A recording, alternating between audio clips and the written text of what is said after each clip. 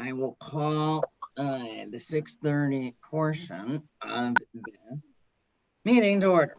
That this meeting, Maine Township Town Hall 7, well, it's actually done by Zoom for Monday, July 27th, 2020. And this meeting will be conducted by audio or video conference without a physically present quorum of the Maine Township Board because of a previous disaster declaration related to COVID-19 public health concerns affecting the township. Pursuant to Senate Bill 2135, which Governor Pritzker signed, the township supervisor has determined that an in-person meeting at the township building with all participants is not practical or prudent because of the disaster at this time. Township officials and legal counsel will not be physically present at the township building if that is unfeasible. However, our administrator is present at the building. Physical public attendance at the township building may be limited, so alternative arrangements for public access to hear the meeting are available. To obtain that password, please call Rich Lyons at the number that was given. The meeting will also be audio and video recorded, made available to the public as provided by law, and is being live streamed. And with that, we will start the review of the bills, that being general assistance, town fund, and road district expenses.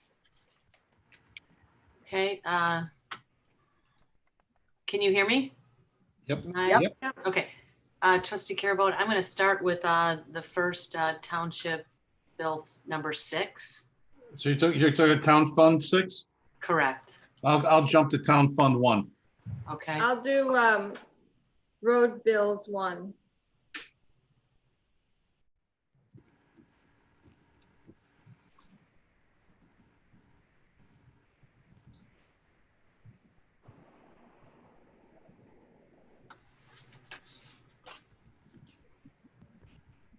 Hello.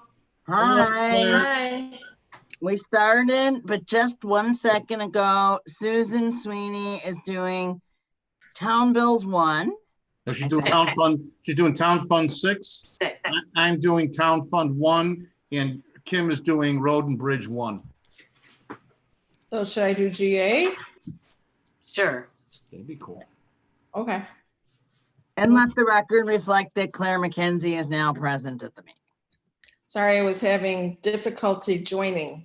No, I'm sorry. The meeting is being live streamed for the first time.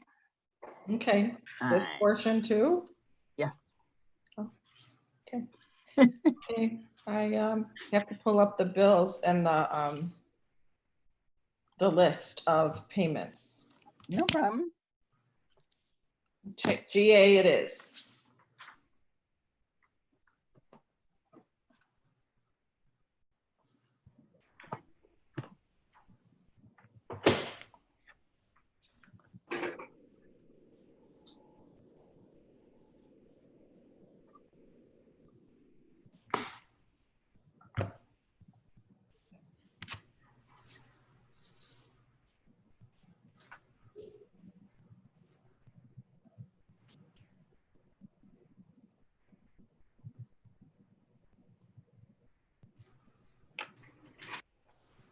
I have to cock my head to see sideways to read the bills that are sideways now.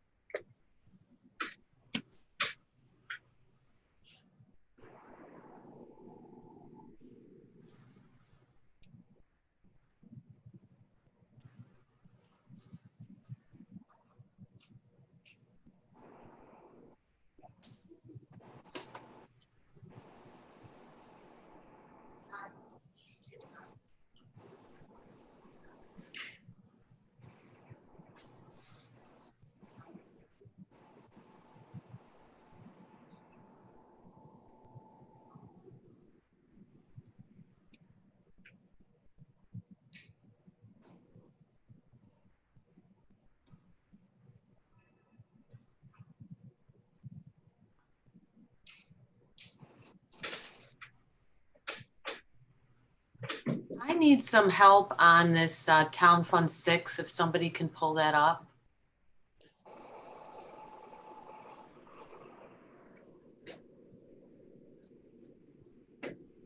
Ellie, do you have an ability? I don't know what you're referring to pulling up. Kelly, what I'm looking for is there's a lot of invoices here from everything from food to staplers to different things. And MailChimp. I don't see I just wanted to know, is there usually we get some kind of a total, like what totals the 777.35? And then. Wait, one at a time, hon. All right, so what is the check number? 57937. Okay. 579. And you need the total of the breakdown for that check amount? Yeah, I'm looking for Wait, it. are you're talking about the Metro Federal Credit Union credit card? Yes. Okay, so that would be Rich. You want to speak to this? That's Mainstay Printing and Consultation. Are you talking about the MailChimp charge? Yep, that's what she's talking about. That's, Okay, so where does that stop and the new one 57940 start up? So I see And you have it all in the same. 57937. Yeah. 38 is voided. 57938 is void. Voided. 57939 is void. Okay, so 579 57937 that I'm looking at is a one-page sheet. And it's got like $57, $139, Yeah. 15, and another 15. Mm-hmm. So the credit union bill is $777.35 for that. So where's the rest of the? I believe, and Rich, you can pipe in, as I said, that some are the monthly charge for MailChimp, correct, Rich? And the Yeah, consultation. I mean, I see the MailChimp is 57, the PayPal's 139, Mhm, Chicago Mines is 15, 437. mhm. yes, Laura and Susan, And then there's a refund of 180. So does that add up to the 737? Maybe it does. 777. I see a separate transaction later. So let me just double check this. That's 2.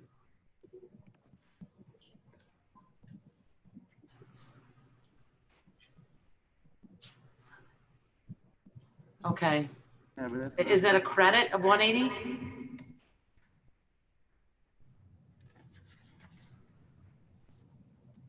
It does, usually it says, what it totals there, and that I'll have to go back and add it all up.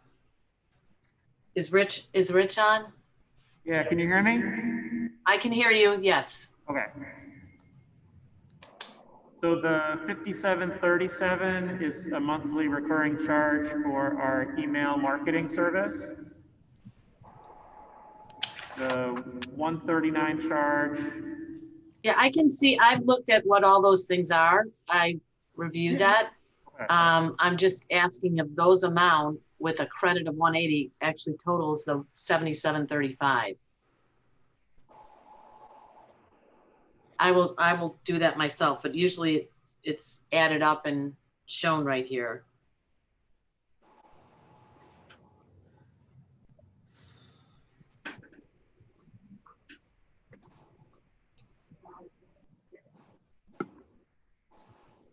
Was the 180.86 a credit?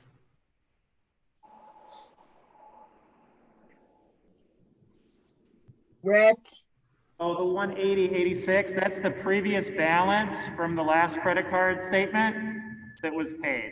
So no, it's not a credit. Oh. Okay, so that has nothing to do with it. Okay, so all those well, things. no, that you have total- to add that to the other part. No, because everything totals, I came up with 777.39. We have 77 $777.35. So we don't add that back in. That was what he said we already paid or whatever it was, I guess. It's just not clear. It would be more helpful in the future if it just like totaled up these 9 transactions. Do you see what I'm saying? Mine's totaled up. I'm not sure why yours isn't, but It's not. okay. So did you I'm not? looking on the transactions. No. Did And I you came also? up with 4 cents difference, so it must be the same. So Mhm. So did you not also get Viacia's emails today that have the bill pay attachments? that's what I printed out just before the meeting. That's what I Okay. was, yeah. I mean, I'm assuming just the regular, usually we get that in the board packet. Is that what you're referencing? Yeah, but you couldn't because the board meeting was a day early at your request. And back in January, it was your request that we change this meeting, so we did. And but the issue was that we couldn't. I wanted you guys to get the packet a day early because Right, board which is great. Yeah, this just Right. was, that just wasn't included in it like it it usually is. can't be. Yeah. Wasn't ready. Okay. Yeah, I just got it today, so that's Oh, why. I'm getting 777.35. Okay. Yeah, that 189, that answered that question. Okay, and then Rich on the next one, like 57940.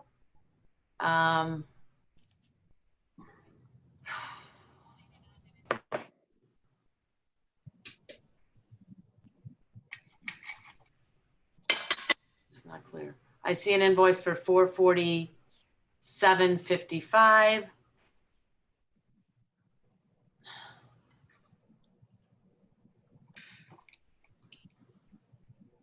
We must be adding the $30 to it in a separate invoice and adding the 20. Is that for Amazon?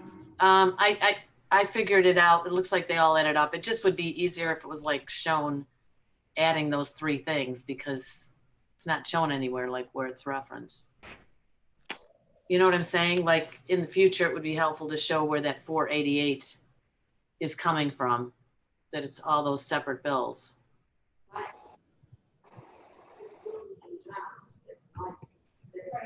It's Target, Home Depot. Oh, sounds like that's maintenance. That's Mikey. Yeah. You wanted Mikey is on vacation, so you can discuss that with him the next time. So where's the, I'm confused. The 127 for the Gordon Food Service and gloves. I don't know. None of these are shown like where I can add all these numbers up. Well, I believe they have been added up, but what's the issue? Okay. I'm assuming that this food and the Target and the soap and everything falls under building and grounds, and that 1789 plus 24 plus 77. I'm assuming all that adds to 489. It's also the Federal Credit Union. Right, the 57,940, is that what you're Yes, talking about? Okay. 57,940. Yeah, so that would probably be for another box of gloves. And Yeah, I would just think it would be helpful to show like the line item, the amount of money that it cost, and then a total so that I know it totals 488. Otherwise, I have to go back through all these pages and see this.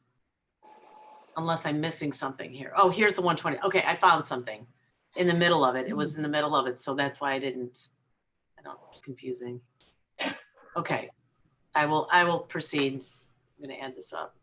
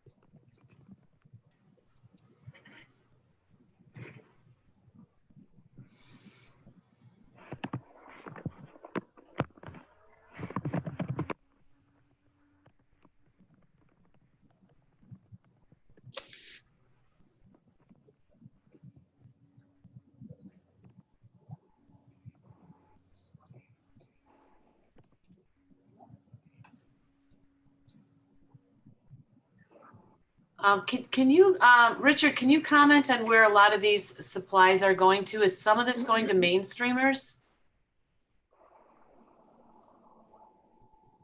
The supplies on my credit card statement are all going for Mainstay. Those Okay. we did a new program this summer called Just Crafting Around. So those supplies were for 20 different supply kits that we made for parents to pick up for their kids to participate in this virtual program through Zoom. Okay. And it looks like, because some of these are part of that, 488, 89 under buildings and grounds, I think. Let me just look again. It looks like there were crafts under that.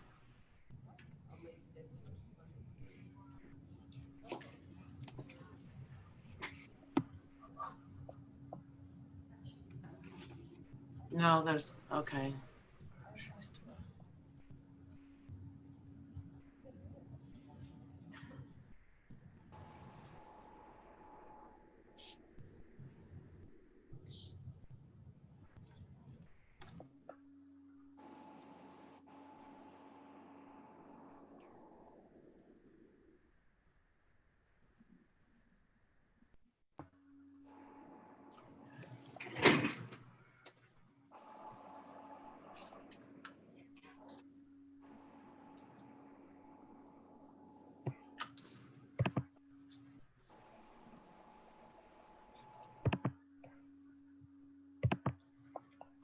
I'm opening up Town Fund Bill number 5.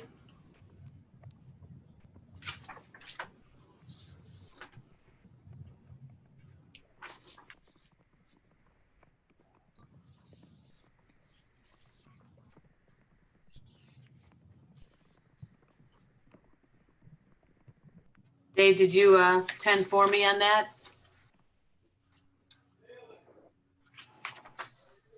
Can anyone hear me? Dave seems to be gone.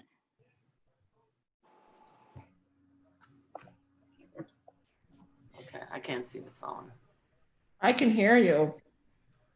We can hear you. Yeah, I can hear you too. Okay.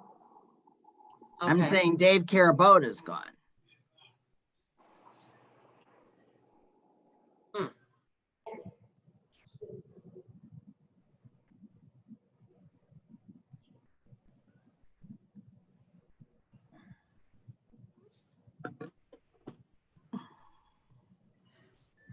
I think there's somebody trying to get in, Richard. No, I have all of them. We're both co-hosts. There is nobody that's trying to get in. Who do you have that's trying to get in?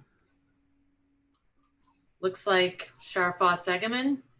Okay. Did she use the password?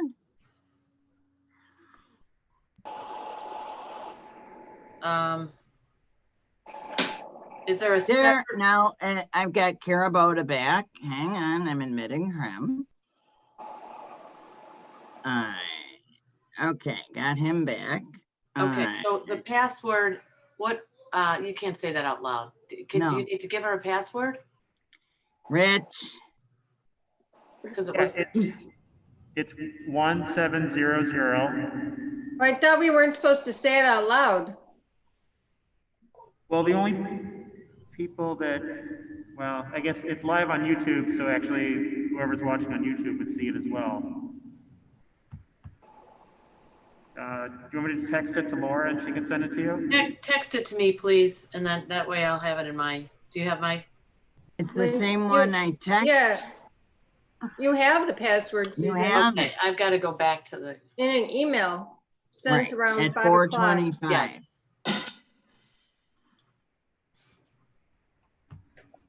Do you want me to send it to her? Yeah, I don't have her number. I'm looking, hold on, let me just see if I can.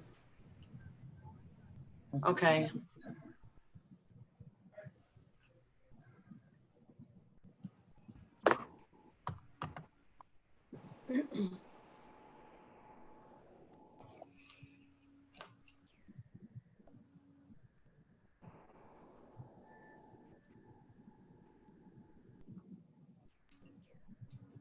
Or maybe not.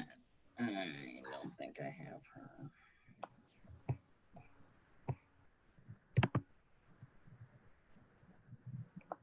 Susan, I think what you- happened was she was trying to reach you, Richard, and it was, went to voicemail. So hopefully we got the right password. And Meeting ID, 833. I got Six- that. I got that. I see it. Okay. Did you send it to her? I sent her the password. She was trying to get through to Richard, so that was the Well, she instruction. doesn't need to get through to Richard if she just does that. No, but those were the instructions given on the website. So she followed that and she couldn't get in. It went to voicemail. So I'm just repeating what happened. Miss Rock, okay. We, just so everybody knows, we do have another public participant and who's on mute, who was able to get in.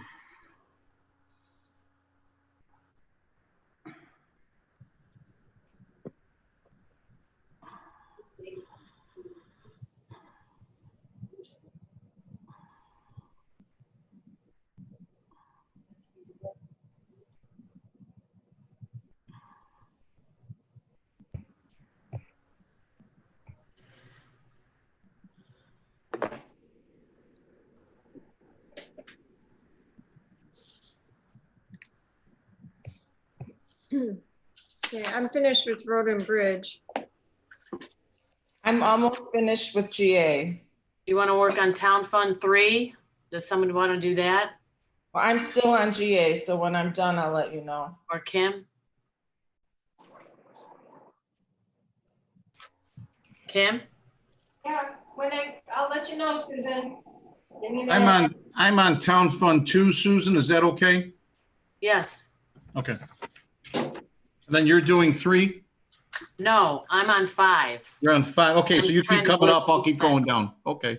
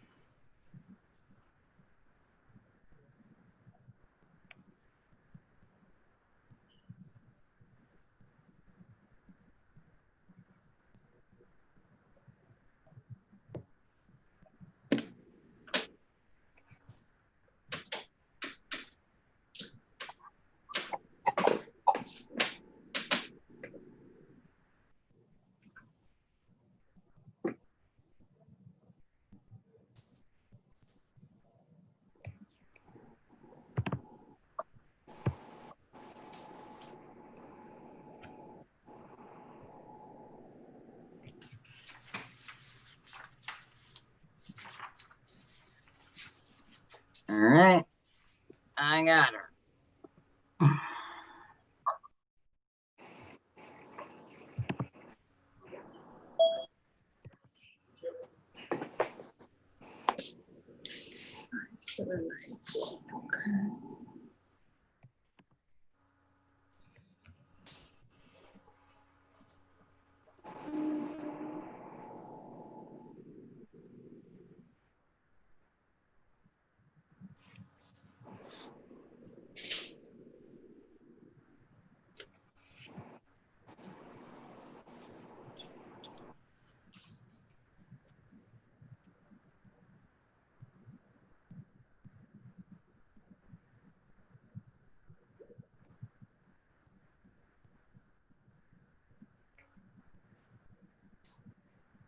May I ask about one, please?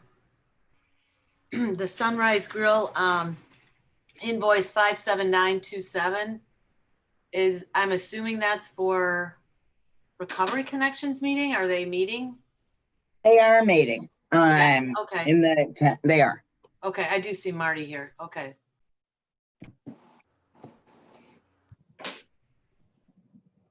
Wow, something big is happening in Parkland of a bad nature. Something big. Can I ask a question? Sorry. Sure. Did we receive the payroll report so that we can confirm the wires? Oh, you'd have to ask Kelly that question. I'm not sure. Or they didn't come from Viesha that I can see. I'm not sure. Okay, I'm working on General Town Fund 3. All right, so Claire, in answer to that question, considering that I believe Dorothy, Dana, are you there? Yeah, I'm here. Yeah, I'm not sure actually where Dorothy would keep those. Can you move a little closer so we can hear you? I apologize. It's okay. I'm not sure where Dorothy would keep those. Payroll. I said payroll. But she knows to email them, so I'm not sure. But the payroll goes sent with wire transfers. Yeah. I named it wire and payroll. It's really hard to understand you, probably because of the mask, sorry. So, are you talking about the payroll? And I sent it together with wires. Oh, you did? It was scanned and sent it with the bills the same time, which was what, Thursday. But I did send all the payrolls. Oh, okay, so in this new one? That was revised. No, The- no. On Thursday, she sent you some stuff too. I'm talking about the bills, checks, right? Or were you talking about the ledgers? I don't know what you're talking about. You know, in order to, the ledgers have wires and direct deposits into various payroll recipients' accounts. Yes. And the bill, the expense for the payroll service. But there's no checks because those were all taken care of by a wire. So usually I get, or I ask for, and we've been getting the reports that go with the payroll that show the payroll recipients, the federal deposit number, the amount that we expend for the payroll service. All of that is on, and the state withholding and the federal withholding. Let me show you because you will see. Hold on. She's gonna check from Thursday. I'm not sure you're talking about this.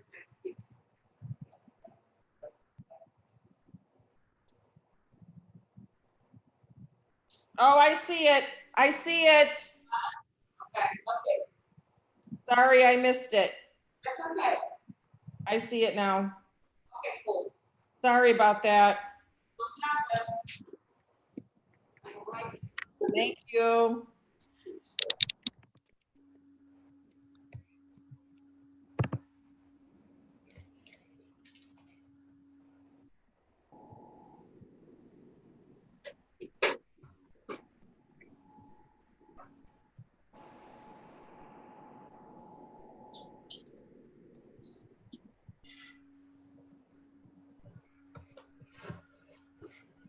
Just curious, Laura, if the new computer for staff is, Yes, I can answer that. Vicky's computer crashed. So I don't have to computer, it's a mess. Vicky's computer crashed. So we literally had to buy her a new Vicky's did? Okay, so you had to get a new one. name on the invoice. You see where it says B Rizzo on there? It does say Rizzo, yeah. I was just wondering if somebody was working from home or just, No, her computer literally. okay, so you had to get a new one.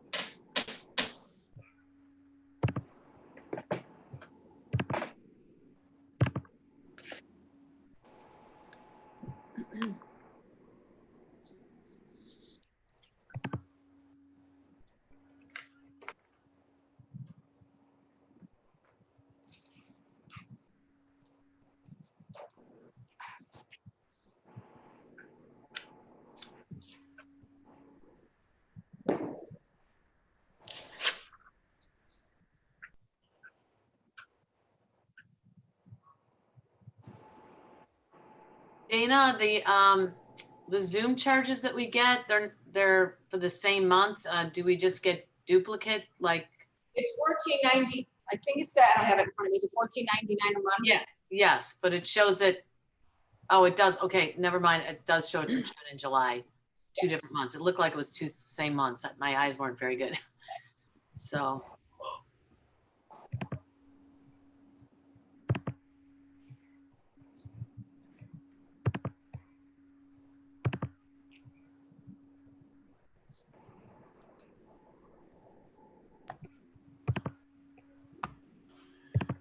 And Susan, I'm on Town Fund 3.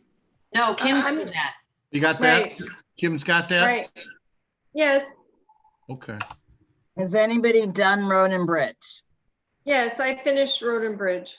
Okay. What about Town Fund 4? Is that gone too?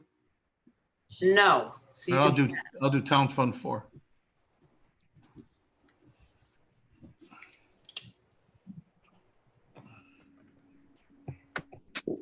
Excuse me.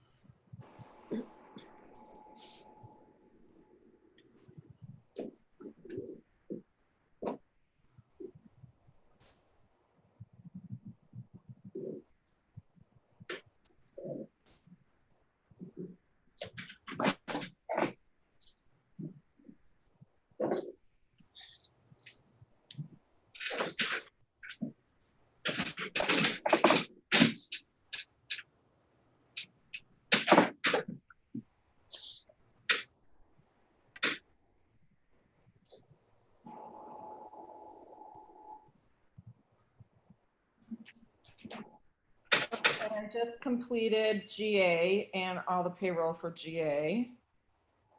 So, are we on Town Fund? we should be done with Town Fund, I think. We did 1 through 6. Unless there's more than that. So, I mean, we're still working through that, but 1, 2, 3. Yeah, because Kim's doing 4, right? No, No, I'm doing 3. I'm doing 4. I think we just have General Town Fund 1 and 2. Is that done? The General Town Fund 3 was Kim. Well, what did you, I thought you worked on, what was the first? I'm sorry. 1, I did. you did 1.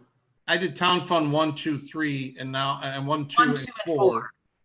Right. Yeah, I did, and Kim's doing 4, and I did 6 and 5. I'm finishing up, and so if there's no more than 6 for Town Fund, we're done.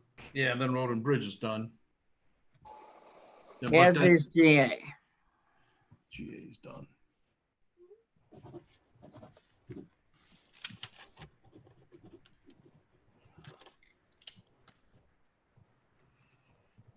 so. Would that make everybody being done? No, I'm not quite done. Not done yet. Should I do the payroll for somebody? Yeah, you can finish the payrolls. That'd be great. So on Town Fund? Sure. Okay.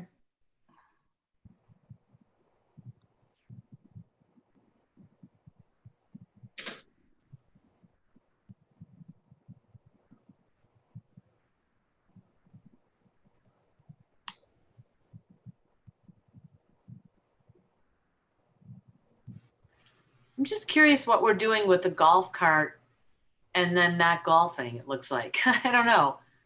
Maybe it is. It's like $18 for two. Maybe it is. Maybe it is what? I guess we're doing golfing with Yeah. Recovery Connections. That They are golfing.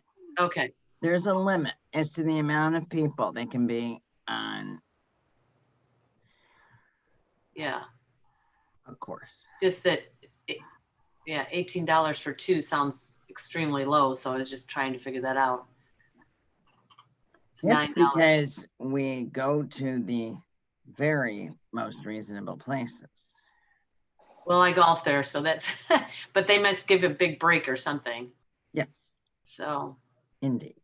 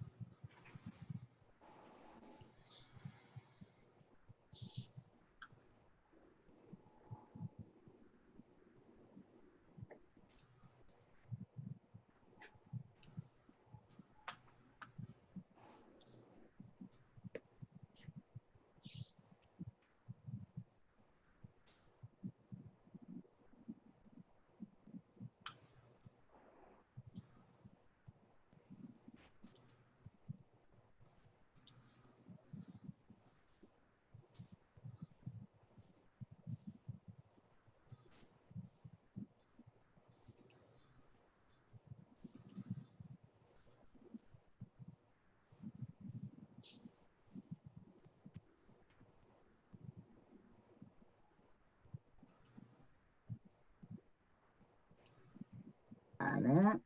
All right. Somebody else. I swear there was somebody else.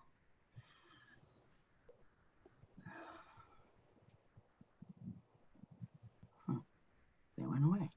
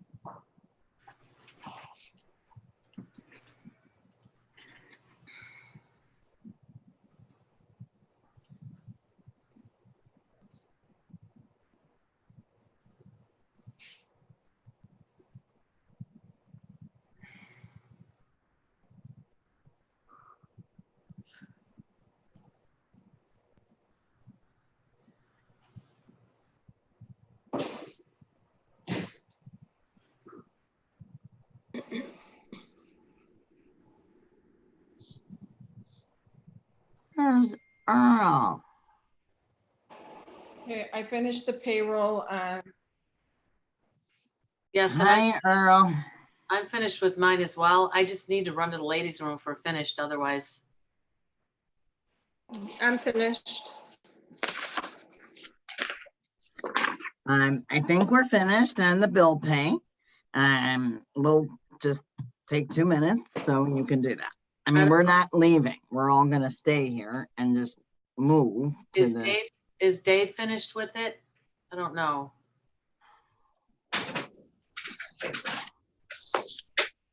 I gotcha. I gotcha. You're muted. Yeah, I'm unmuting him, but he won't do it. I can't. He's. hang on, And there we are. admitting. Kept saying the host. Township fund is just about, town fund 4 is just about done. Okay. May I take a walk to the ladies' room? I'll turn off. You may. I've also admitted our attorney, and some public participants and the media. Hi, Earl. Is the meeting over? Hi, Earl. What, Biesha? The meeting over? Yes? Lisa, we do have a very hard time hearing you. Hi, Kurt. Just about, not quite done on 4. Hi, Kurt. So it's not adjourned yet? Not adjourned yet.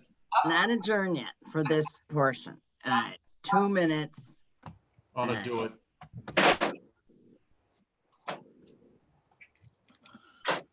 So whoever needs a bathroom break, take it now.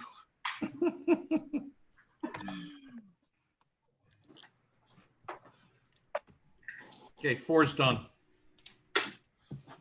All right. So now we're going to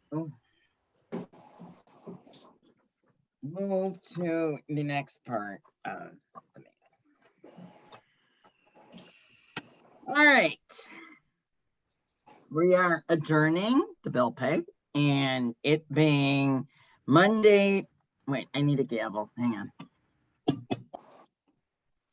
Oh, wait, we also need our cloak.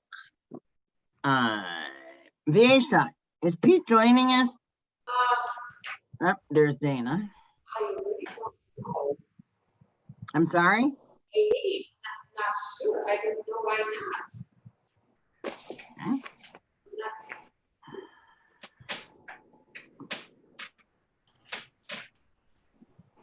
Oh, hang on. Another one.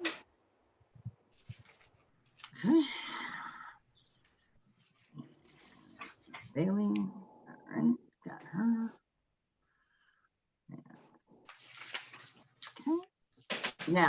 All right.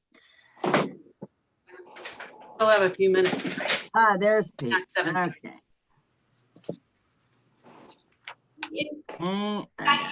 Pete. Where is it? Hi, Pete.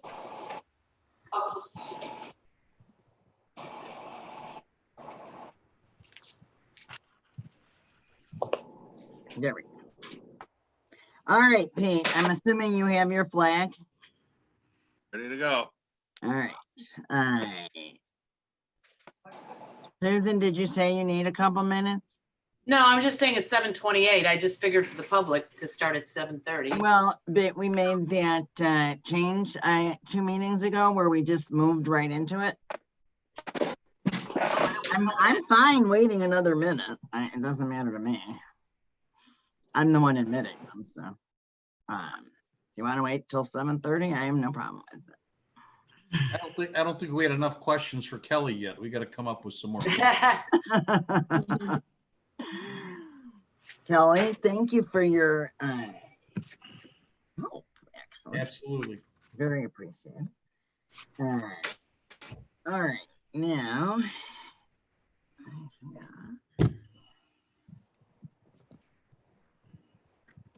Claire. There's Claire. Up. I got you. Okay.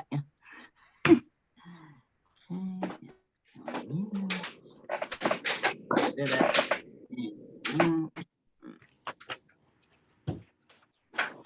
Claire, I did unmute. There you go. Just unmuted. I got it. All right. Now, okay. All right. It being 7:30, according to my computer. All right. On Monday, July 27th, this meeting of the Maine Township Board will be conducted by audio, well, I'm calling the Maine Township Board meeting to order. And this meeting will be conducted, hang on a second, Dana, you keep leaving and coming.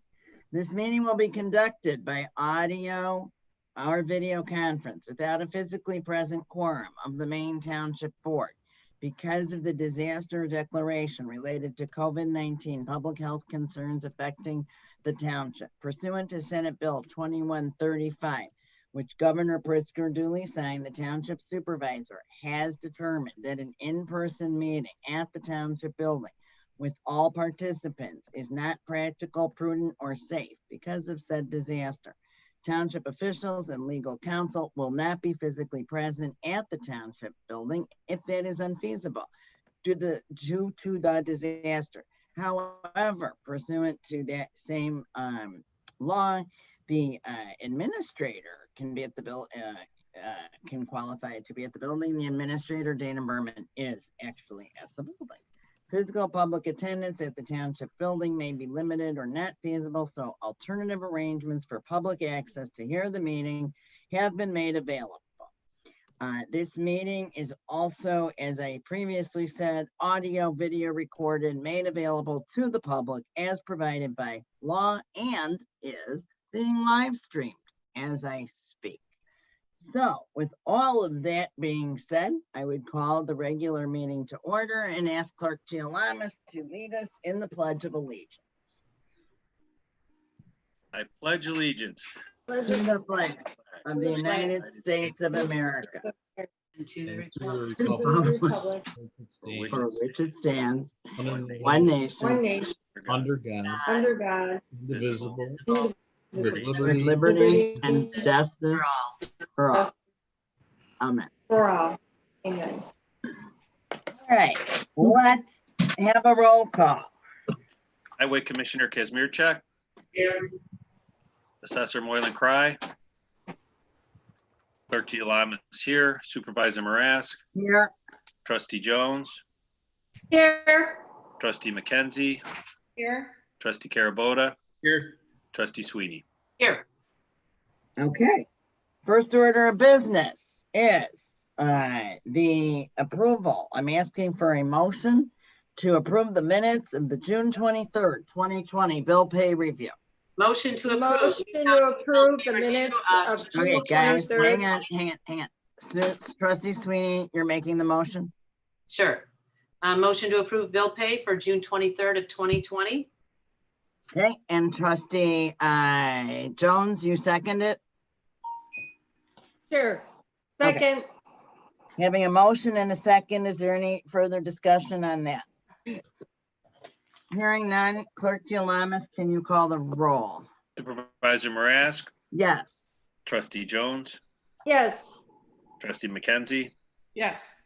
Trustee Carabota, Yes. Trustee Sweeney. Yes.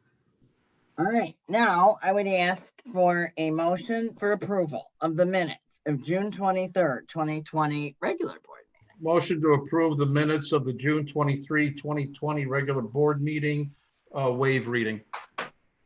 Is there a second?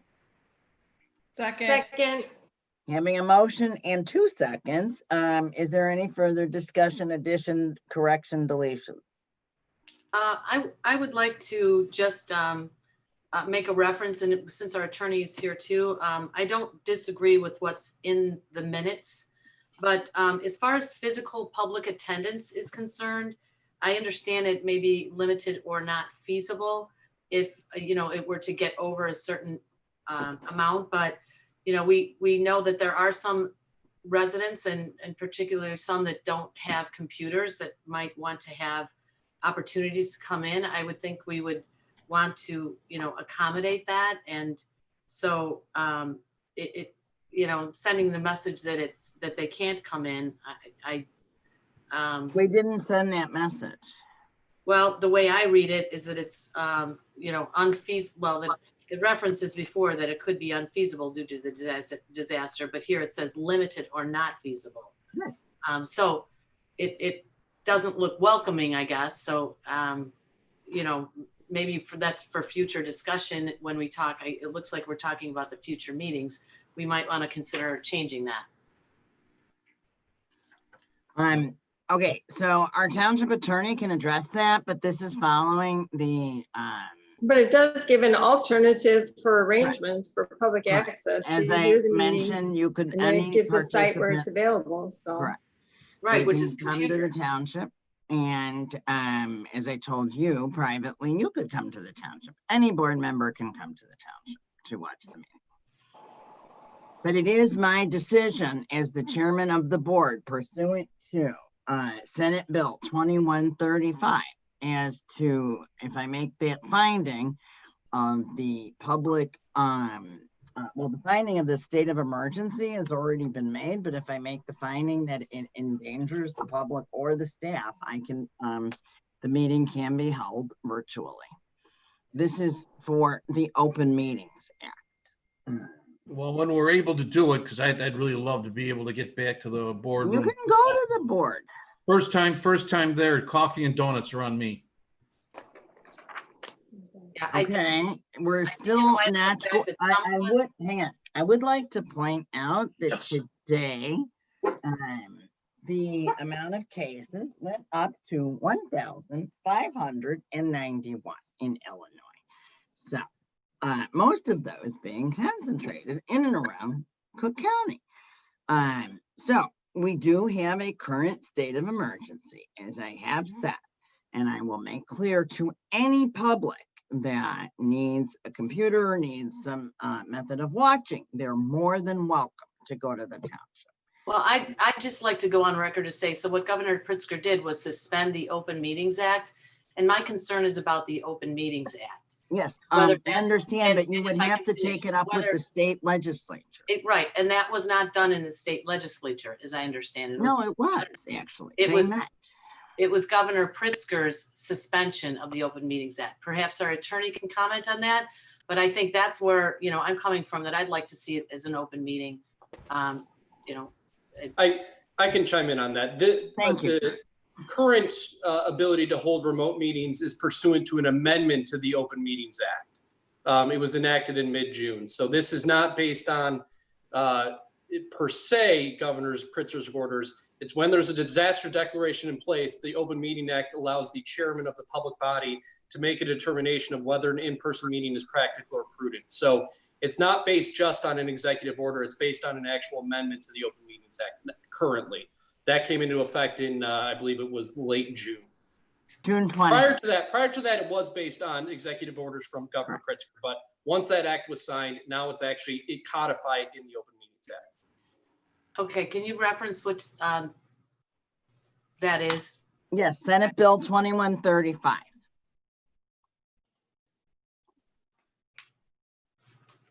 This leaves our boardroom looking so empty though, doesn't it? They look very happy. Well, it's still my offer, Kurt, still stands. I'm sure he's running to meet you there. No, the next one, we're all together. Sounds good. Sounds good. All right, believe you me, I would be the happiest person in the world if statistics become such that we do not need a state of emergency, that we do not need face masks or anything else. I fear that is not happening anytime in the next 2 weeks. I'll just go that far. All right, having said all that, so you don't have any change to the minutes. Is that correct, Trustee Sweeney? Correct. Okay, so having had a full discussion on the motion and second to approve the minutes, Clerk Gialamas, can you call the roll?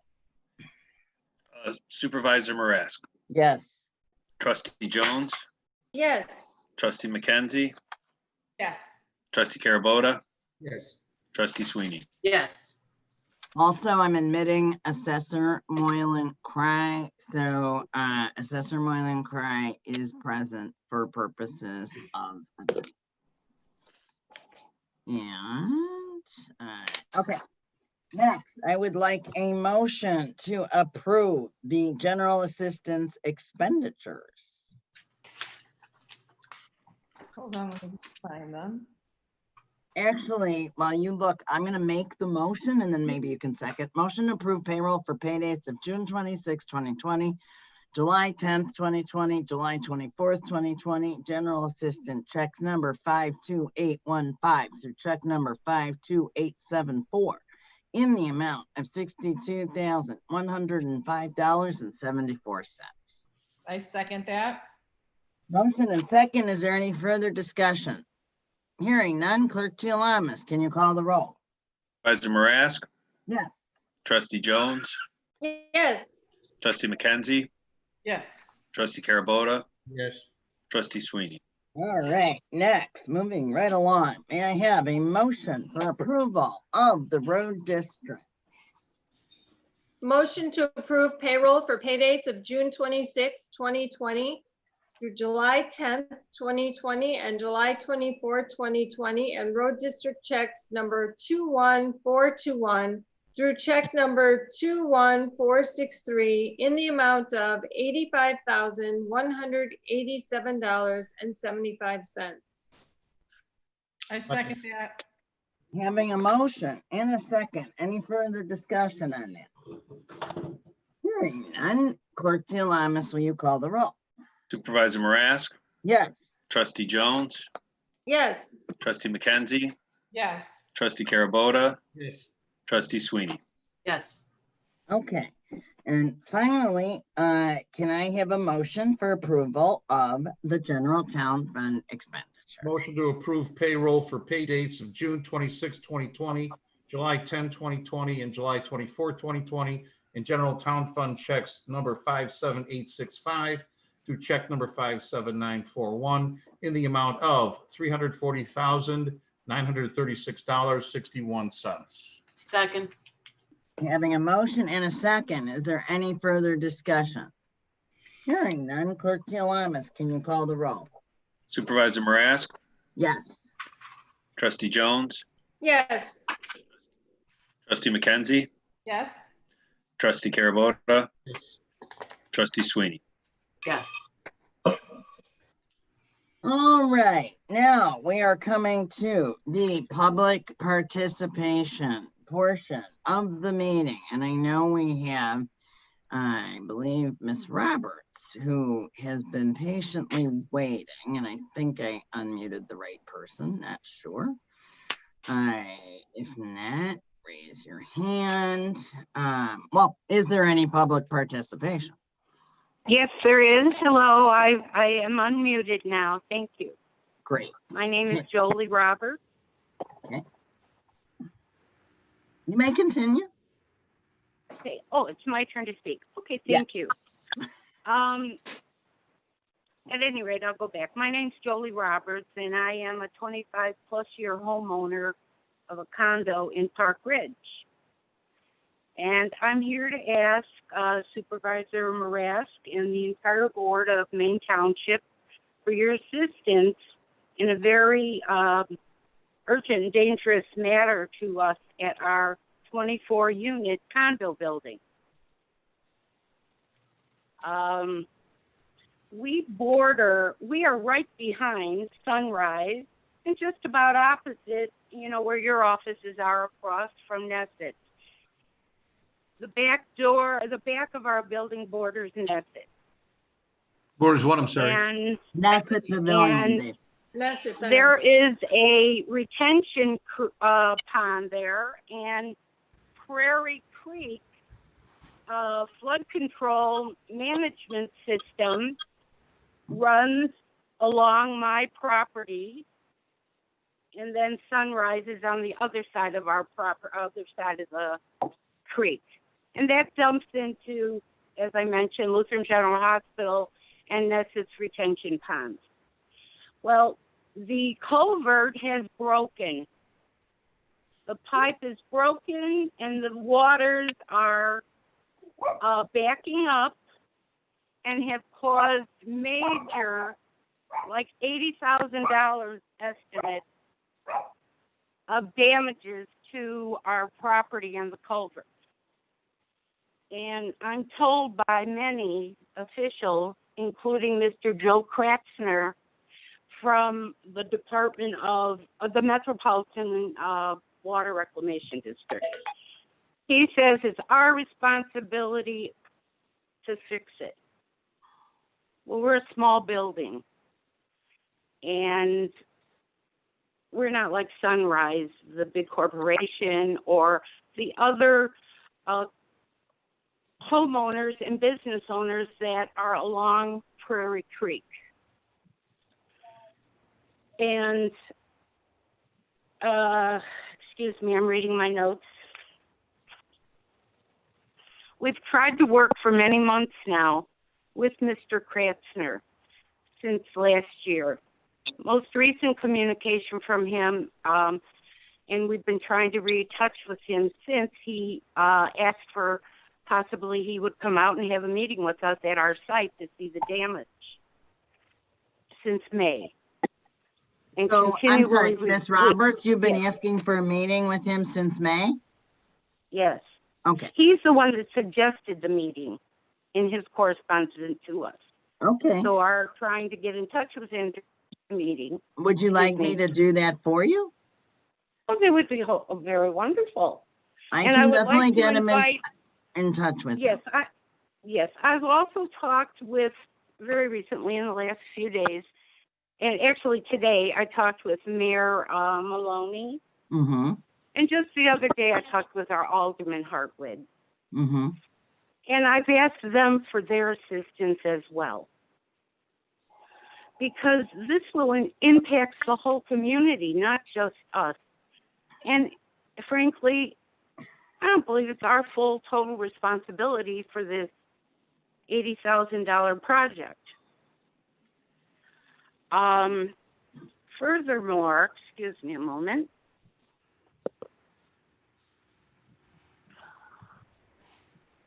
Can you give us the address of your condo building? Yes, it's 2000 Parkside, and I would invite all of you to come here and view where the culvert has broken and sunk in our property. Okay. Now, I'm going to be reading this because I wrote it and I can't quite remember it fully. So this is what I'd like to say to all government officials and concerned community members, business owners, etc. We need to all work together as a unified team in order to protect the financial investments, constituents, business owners along the route of the flood water diversion called Prairie Creek. The MWRD, if you don't know what that stands for, which I didn't, Metropolitan Water Reclamation District, they need to take more responsibility, or the responsibility of this flood control device called Prairie Creek, and protect us from flood damage and damage to property and bodily harm, possible bodily harm. And furthermore, there's potential damage due to flood water along the full length of this Prairie Creek retention business pond, or whatever it is. It dumps into Lutheran General Ness's retention pond, and you know that, I'm sure, is a backup water system for fire use in our area, and other uses. Well, that pond is going to shrink because the water is backing up and not going in there. Jolie, is there a phone number you're willing to give us? Yes, I'll give it to anybody because this is so horrible a matter. But then I do have some comments, and I have been in touch with Mr. Krasner, actually fighting for you on this very issue. What's that phone Oh, number? wonderful. And who are you? You are which one of I'm you? the supervisor, Laura Morask. Oh, Laura Morask, yes. Well, I'm actually watching you on YouTube at the same time. I kind of figured that one out. Great to know. Can I ask Ms. Roberts something? What's the phone number you're willing to give? 847. Wait. Do you want to give your phone number on YouTube? I don't know. Yeah, why don't we that give off- it to Doreen? Right. Better idea. Yeah, Better idea. maybe we can finish, and then I would be glad to share it with you. Right. Okay. I'll hook you up Ms. with. Roberts, can I ask you something, Ms. Roberts? I'm the assessor Yes. of Maine Township. Have you had damage to your unit because of this situation? As Well, of yet? actually, no. But Okay. let me tell you, our building is 24 units. We have 3 levels: ground floor, first floor, and second floor. Well, What are you on? lucky me, I'm on the ground floor. Okay. And so in has all my any of years those- here, I have never had any flooding into my unit. However, it's come very close, and we're fortunate to have had that Prairie Creek retention system operating. But this is the second time in 25 years that it has broken, and it has had to be repaired. Okay. Okay. But you're Which not is covering a any lot. That's a lot to fix. consequences from this. You know, your pipes under the sewer pipes or sewer retention system pipes. In 25 years, this is the second time it's broke. It broke about 15 years ago. Who fixed it 15 years ago? Approximately, maybe 10. I don't Who know. fixed it? I wasn't involved with the board. I was working. I worked at Lutheran General Hospital. I've been a big contributor in my own small way to this community. So you don't And know. I hate You don't know who to fixed see it. this happen. You don't know who fixed it, right? No, I'm sorry, I don't. But That's I do okay. know We that can find it. some governments, maybe it was the MD, Right. MWRD, assisted or helped or took care of it. I don't know. Highway Commissioner Kizmerchik, myself, and our attorney, Carrie Lynn, have been in communication with Mr. Krasner and another gentleman by the name of Justin Kirk and another gentleman from the Water Reclamation Board. This will be on the August agenda. They had a project at one time that involved Prairie Creek and Lake Marianne. For whatever reason, in their infinite wisdom, they separated out Lake Marianne, and they want to just do Lake Marianne, which they've candidly told us will have no beneficial effect to you guys who need it the most over there, Yes. which is what Yes. Highway Commissioner Kazmerchuk, myself, along with the Highway Commissioner Foreman, Pete Dublakis, have been telling them. So they wanted to make the case to the board, which they will be doing in August, to approve this Lake Marianne, which I will be. Is that what the name of the retention pond is? No, it's a totally separate, private development in a completely different part of town. I see. Okay. That, Thank you. you know, Prairie Creek flows into Farmers, but I told them that our residents were most concerned about or the area you're talking about.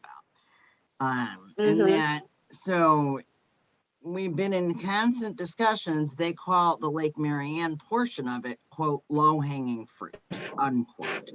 And that in order to do the portion by you guys, they'd have to go back to their engineers and get more drawings and yada, yada, yada. And we basically told them we thought that should be done. So, in the short term, I think we should set up a meeting for you with Mr. Krasner. Wonderful. And I'm happy to attend the meeting, although we're going to do that. Wonderful. The more the merrier. And we will get that done because I agree with you. I mean, what did Mayor Maloney? And then, unfortunately, your public comment time is probably up. But what did Mayor Maloney tell you? Because probably Luther in general fixed it the last time. I don't know, but Mayor Maloney was sympathetic. He said, you know, really he has, the city of Park Ridge has no jurisdiction over that. That's MWRD. He said that it's basically the homeowner's response or property owner's responsibility. I didn't want to hear that, quite frankly. And he said he would look into the matter and get back to me. I impressed upon him, of course, the urgency, invited him out to the property. He was very cordial and nice, Marty. And Maureen Hartwig, the alderman, I would like her as well to be involved, just to assist us with working with Mr. Krasner. He's been ignoring us. I'll get him to unignore you. Thank you, Laura. Okay, I think I said my piece. Don't forget to give your phone. Yeah, let me. Thank you. I'm gonna have Doreen to call you No, I'm because. staying with the meeting. Oh, but okay. I think, you know. Dave, we have her. I have her now. You have it, okay. Oh, yeah. All I right. am. Thank you, All Miss right, Roberts. so Thank you. I'll give the floor to somebody else, and I appreciate any and all assistance in this matter, Laura, and the rest of the board. I will do my level best. Thank you. I am in agreement with you though about this should be getting done by MWRD, who I can never figure out the initials. Anybody else for public participation? Earl Wilson. Hi. Yeah, I have two things I'll share with you guys tonight. Des Plaines has allowed the public participation again, being that Des Plaines Council has been doing Zoom meetings, but they haven't let the public interact live, which I mentioned with the last meeting with you guys. So this last Monday was the first time that council chambers were actually opened again, and everybody else was zooming in. I went into city council chambers and I was the only member from the public there, and I still wore a mask, and I did my first Zoom meeting in a mask, which was interesting. But anyway, I just want to kind of share that with you, that even some of these other meetings that are now starting to open up, the public's not necessarily arriving in the quarters to attend them just as of yet, at least in Des Plaines as of last week. The other thing that I wanted to share with you actually is a little bit older news now, but I got my second installment of property tax bill, and I guess my comment would be ouch. And I know I'm not alone about it, but it hurts. Well put. Oh, does it hurt? Yeah. Well, I have to say about that, Earl, that it hurts a lot of people. I've seen an increase in condos, 100%, 150%. It's all over the board. And I have to tell you this too, that if you're in District 207, we hit that referendum that was out 2 years ago with District 207. That hit your bill. Sure. 64 had a big hit. So we are experiencing things all over the board within the assessor's office. We're open up for appeals. The assessor changed our appeal date again. We were supposed to be open up the 24th. He opened up the 21st and notified my office on the 22nd that we were going to be open. So we are vigilantly taking appointments, answering any calls that we have. We have a lot of people that do want to appeal because they did not get relief last year, even though that they filed an appeal in our triennial reassessment, which happens every 3 years. And that was in 2019. And I was really surprised that a lot of people did not appeal that assessed value that they did receive in the mail, which was a little bit of a shame in that respect, because now they're, I could say something like S out of luck, but yeah, now they have to pay their tax bill. And moving forward, we're appealing our 2020 tax bill right now with the Cook County Assessor. And of course, people have another opportunity to appeal again with the Board of Review. We don't know when we're ever open. As you can tell now, we got changed 3 times with the Cook County Assessor's Office. But with the Board of Review, we're thinking late fall, early winter that we would be open for that. So we're handling a lot of appeals right now, and also we're handling a lot of certificate of errors. People neglected to apply for their senior freeze exemption, and actually a lot of people got dropped for some reason. And a lot of people actually, I had people actually, homeowners coming to me and telling me they have a rental property and they got a homeowner exemption on the rental property. What do they do? So it's been all over the board. This month so far, we've had about 1,800 calls into our office, and I'm not done yet.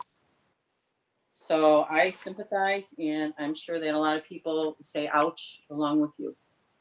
Earl, the Illinois government's got to cut costs. That's the only answer. They're not doing it. People aren't appealing their assessments through. I've talked to certain ones that simply say they have long-term plans on moving. They're not going to appeal. They're just going to leave it alone and get out. So we just have to change. We have to change. Well, that's kind of stupid. Why don't they? Policies have got to change. That's just the way it is. Policies have got to change. Well, Earl, I really sympathize. The building I rent from went from 29,000 to 85,000, and when it passed it on to me for the first time. Well, commercial did get a hit. I will say Boy, that. did they ever. But somehow it's but anyways, as well as home. So, and we are in the Maine South area. I don't know.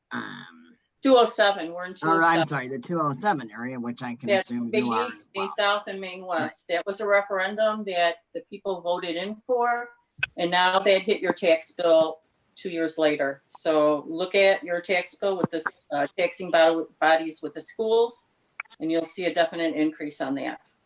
So we do sympathize. I don't think ours has gone up. Trustee Sweeney. Oh wait, I have to undo you. Hang on. All right, and I gotta tell another member of the press the password. Okay, go on. I just wanted to say that, Earl, I think we've done our part in abating property taxes the last 2 years.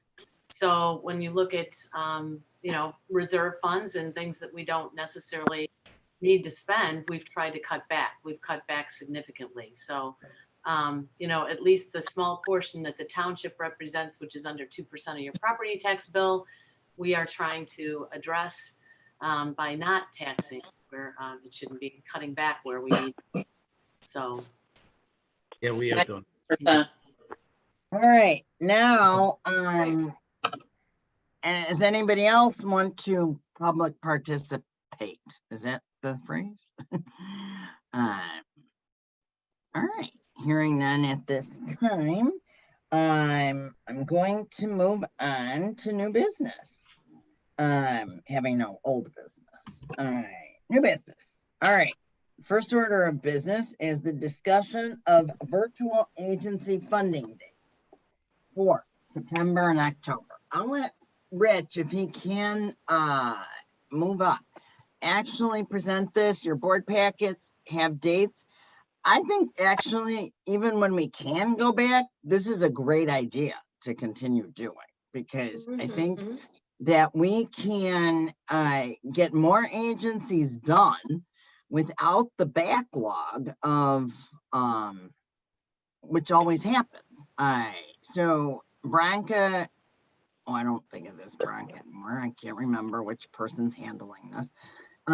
Will be able to control it better virtually, which for purposes now, I'm just talking about these meetings, the agency funding meetings. Obviously, they'd still be open to the public, etc. And so, Rich, you want to explain, how the virtual meeting would work?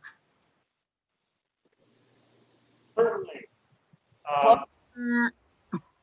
It would be conducted through Zoom, like this meeting is, and then as agencies arrive to participate, Bronco would be handling the waiting room and will participate in the meeting. As soon as they arrive, we can announce the next agency as they come up to on the agenda for the evening to present to the board.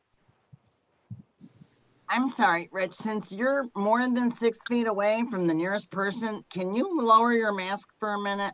Thank you. Easier to hear. Ooh, my battery is running low. I'm gonna have to switch everybody. Okay, so the meeting would be run through Zoom, just like this, and since it'll be a special board meeting, Bronco would monitor the waiting room and let people in as soon as they arrive in the room, and then announce each order as they're scheduled to for the evening. So essentially tonight, the board would need to pick 3 dates that are agreeable out of the, I think, 11 options included in your board packet. Well, that would assume that we are still under, the pandemic and the Open Meetings Act has not been we don't know that to be the case because we want at all costs to have it be part of the Open Meetings Act. It would be part of the open. I just said that it would be open. We are talking about meetings scheduled from September 24th to November 5th. And we're not talking about anything in person from what I understood you to say. Is that correct? That is correct for purposes of agency funding. Yes. Okay, well, agencies funding wouldn't be differentiated from any public meeting that we have that we are. Well, actually, it is. Meetings Act if it's not a pandemic. And no, certainly, Susan, if we don't have a state of emergency anymore, then it can become an in-person meeting. However, we're trying to address what we have now, and with various. I don't think you're going to have a lot of agencies coming to the building to present. Of course, that would cut down, I suppose, but I don't think that's exactly the spirit of this. Rich, I'm trying to join this damn meeting. 833. All right, so I would propose to pick at least 3 dates now, and then if something changes, then well, I would suggest to start Wednesday, September 30th. That sounds good.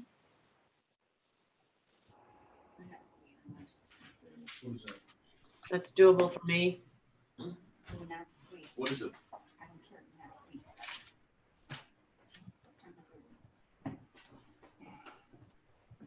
You are? Oh, all right, hang on. Before my battery goes dead, I'm trying to log on from another. If my battery goes dead, you have Rich. September 30th, September 30th, I have a cutoff date in a matter that I'm finishing, so I can't do the 30th, but I can do right after that. What about the 24th? Is that one of the choice? 24th works for Yeah, the me. first one was the 24th. I would say, because I've got that project, so I would say October 1 would be the best for me to begin. That works for me.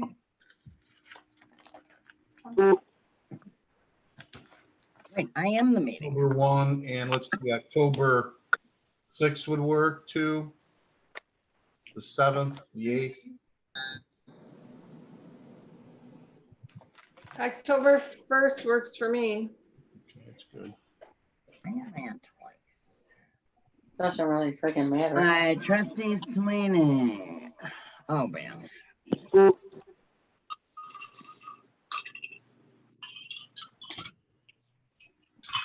I unmuted you. Okay. Yeah, I think I was muting it because my printer went off 20 minutes late. I don't know what happened. Anyway, I'm available that day. And what did you say about the 24th? Are you referring to October 1st, right? October 1st, 6th, 7th, 8th. I can do those. I I'm can not do restricted 6th and 7th, but not the 8th. Okay, so 1st and 7th, 1 and 7 so far. Laura, do you I think? can do the 6th as well. Whatever you guys pick is fine. 1, 6, and 7. Okay. Do we want them so close together? No. I don't mind 1 and 7, but let's One do of them, the 20th or the 22nd of October. 1, 7, and 22 works for me. I can do the 15th. I can't do the 22nd. Yeah, I can't do the 20th or the 22nd, but I can do the 15th and I can do the 28th and November 5th. I can't do the 15th. Okay. So far, we're good on 1 and 7, right? 1 and 7? Yeah. Yeah. And the 28th then of October? Cool, that's fine. That's fine. Wait, that's the When's first? our board Wait, meeting? hang on. Our board meeting's on Tuesday. I would What was rather the do November first- 5th. Hang on, guys. What was the first date? October 1 and October 7. Yeah. And the Nothing 24th in of September September? wasn't an option, right, Dave? Right. Okay. And then you're looking at November 5th. And November 5th works for me. Works for me. Hold on. I think it works for me too. Yep. Okay. So we have the 1st, the 7th, and November 5th, right? Yes. Okay. Hang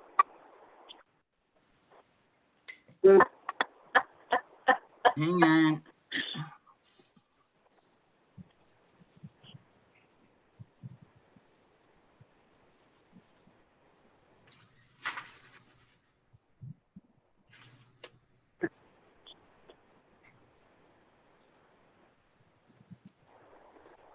Trying to get my computer charged so I don't lose you. Okay, so would somebody like to make, the motion is to pass 3 dates. If somebody could repeat those dates, that would be great. Make a motion to approve the dates of October 1, October 7th, and November 5th for the agency funding hearing dates. At what time? Red? 6:30. At 6:30 p.m. and one of them needs to start at 6. So do we want to start the October 1 at 6? Is that correct, Reg? Yes, that's correct. Usually we need one meeting to start at 6 so we can get through all the agencies that typically apply. Okay, How about the October 1st meeting? yep, October That's 1st, good. so the motion is for the October 1st meeting to begin at 6 PM and October 7th and November 5th to begin at 6:30 PM for the agency funding hearing dates. That is correct. All right, trustee Sweeney's made the motion. I'm seconding that motion. We've had discussion. Hearing no further discussion, Clerk Gialamas, can you call the roll?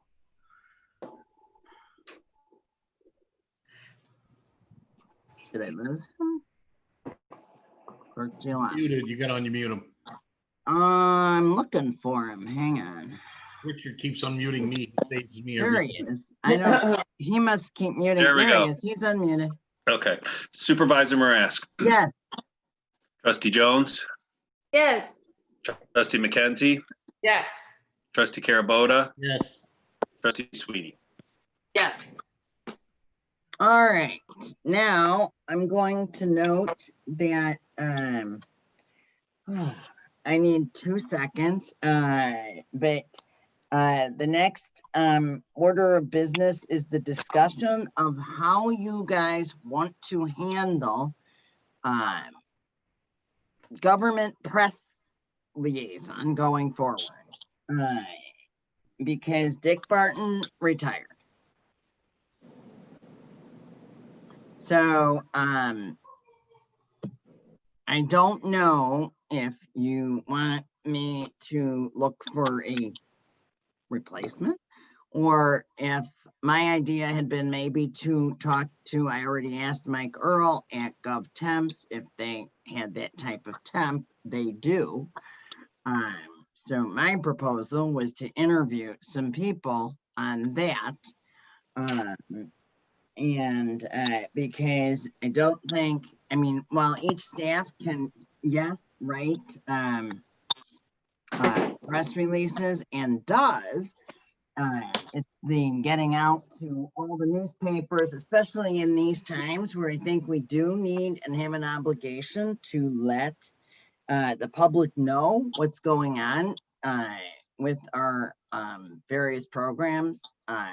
And so I just wanted the board's direction. It doesn't matter to me. So we have this position right now. That's Dick Barton. Dick Barton. It's Dick Barton, but he retired. So is he So his- retiring from He's everything gone. for us? I'm He's- sorry. His contract is up on July 31st, and he did not submit another contract with us. Is that for everything, his PR work as well? Everything, correct. He just assumed like that his son would take it over. We are not assuming that. Right. And don't think that's appropriate.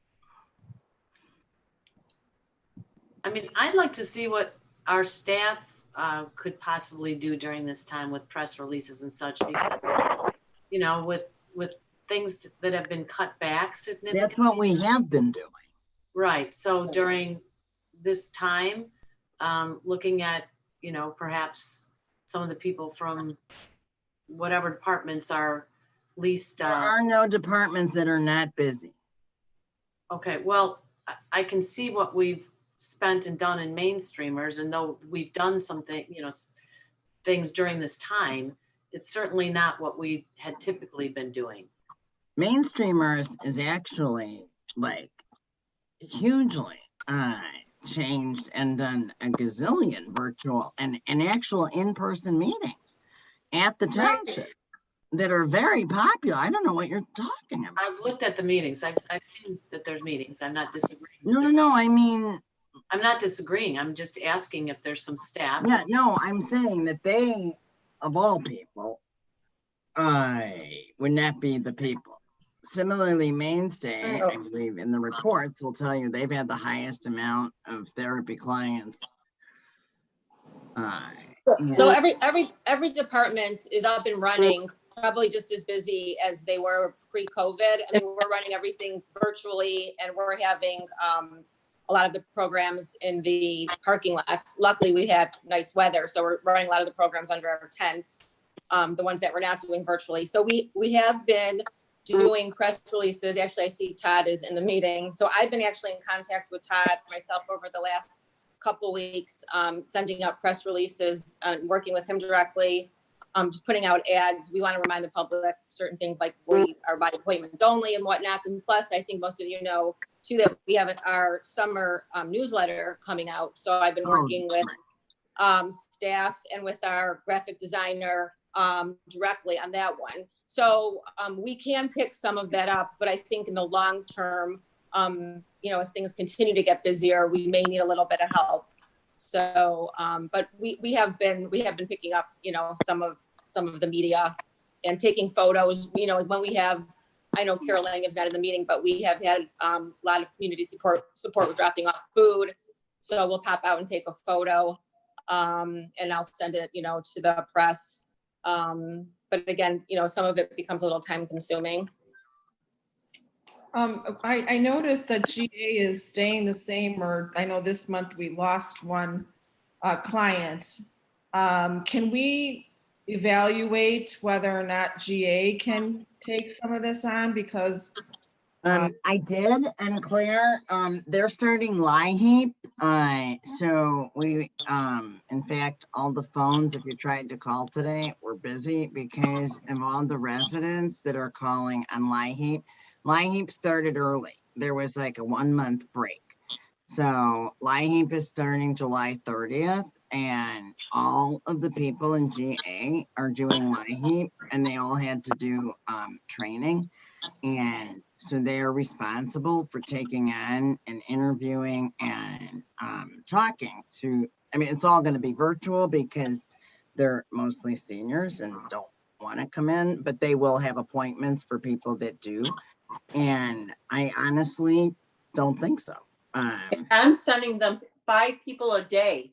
Right. They can't afford to pay their taxes. Right. LIHEAP is hugely popular. And unfortunately, this year, there's been no break in terms of the time frame in between when one LIHEAP ends and the next begins. Usually it ends in March, technically May, but you don't get anything from March to May. So this year, and then it starts up again in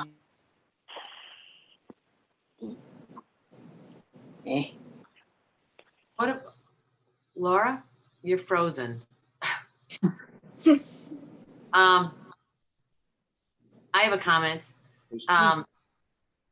What about Pete, maybe you can comment on the clerk's office, because we went from, you know, doing thousands and thousands of the city sticker applications, and we never were reduced workforce, and yet that went away. So I'm wondering what, you know, what that staff load offset could be that might be able to help in a different way, you know, with some.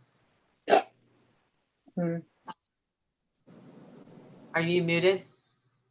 Yeah, there we go. Yeah. Thank you. Yeah, sorry, I keep muting myself. I've got barking dogs over here. The problem with my department is I've only got 1 full-time Viatia and 2 part-time that are there, and they're not, you know, so I've only got 2 people there during the day. And since we've opened back up, we've had a steady stream of people coming in for passports. So, and then, you know, VH also handles the taking of the minutes and everything else along those lines. So we're not exactly flush with extra time in our department either. Well, didn't we have like 20,000 city stickers that we did before, and then that all went away? Then you hire and I've had 2 people retire and we haven't rehired anybody. So we used to be able to do that with the staff we have. I've got 1 full-time and 2 part-time people. So with the passports that come in along with the fishing licenses and all the other things, that does take up their time. So I can't put anything else on their plate either. Plus Viatia does all the minutes and everything, getting those ready. Right. I think looking at this, I think we ought to put this off at least till the next meeting to see how we ride. Because I'd like to give this some serious thought. I want to thank Dick Barton for his services, and want to be able to, let's see if we can try to carry this for a little while try to save on the expenses. We have saved. Oh, I understand that, but I want to see because right now I think Claire raises some good points, and Susan. Good Well, point. I mean, to another thing to add, with only having the one full-time and two part-timers, I have a hard time even covering or staffing when somebody needs a day off. So, you know, we've got other people pulling in to help out where we can, but it's not like to the add some clerk's balls office. on anybody's plate on my end is just not reasonable. But I don't, Well, the clerk's office has a number of these publications that need to go out to the public. I don't see that at the moment. So I would say, you know, between July and August, I would say we should just write it out and see where we go. See how we handle no, it. I don't see what the harm would be in investigating what a temp would cost and how that would work. Why not explore the idea? I'm right now, I'm questioning the need for that at this time. I mean, right now, from what I'm hearing. So questioning the need to explore an idea? No, what I'm saying is I'm questioning the need at all for us to even have that at this moment, at this stage of the game and where we're at. So I think it'd be a waste of time and effort to go ahead and do that. With the current pandemic, I think it's more important to make sure that we have contact with the public and inform them. More important than any time we've had before, because everybody wants to know what's going on. At the cost. And so we need to keep them informed more. It's more important now. That was already budgeted, though. That's already budgeted. What? Stop. And it's already budgeted. right. Doesn't mean So spend it. I don't understand what the hesitancy would be to just explore an option or two. Here's my hesitation. I don't think we should at this time. I have news releases to put every day out almost, because I have different days that have changed when people are expecting us to be open. Then we've changed and gotten an earlier date, different scenario with the assessor and the board of review, and different forms that need to be filled out and what's expected of our residents. And that could, let's just see where we go between July and August. I don't see where the big urgency is right now for us to be paying someone temporarily or permanently. Okay. Be doing things like, All hey, right. by the way, Hang on. by the way, Hang our township's going to You be said closed tomorrow. Trustee Carabota, okay, you made your, I'm gonna tell you what the urgency, this is the urgency, and you can take it or leave it. The urgency is that we're already late. We're trying to put out a mainly news. That was the majority of the hours that Mr. Barton did. So that coordination is not something that somebody from the clerk's office, some 80-year-old part-time person, and no offense to the 80-year-old, and can do. It really should be a PR person that helps coordinate that thing. If you don't want the mainly news, that's another issue. If we don't feel that it's necessary and important to keep the public informed on a regular basis, that's your feeling. I personally think we could skip the daily news for now. What? The people look forward to that. Are you serious? They call us and they say if they I think there's a lot that Okay, so that's not access it. They can see it online, and if they No, they can't. Okay. All my people that come into our assessor office, I would say that 65% of them do not have internet. They can't afford it. They can't afford it. They expect that. When they don't get it, call us. So we have a lot to get through, and You don't get it. apparently, Well, if they don't have internet, You that don't was the get issue. our residents We should and the open people up. that all right, serve. everybody's You're not in talking tune to over. the residents that we serve in the township. I am now about to mute all of you. Sorry. Everybody says that. Please stop talking over each other. Stop it. Do not talk unless recognized. Raise your hand to be recognized. Okay?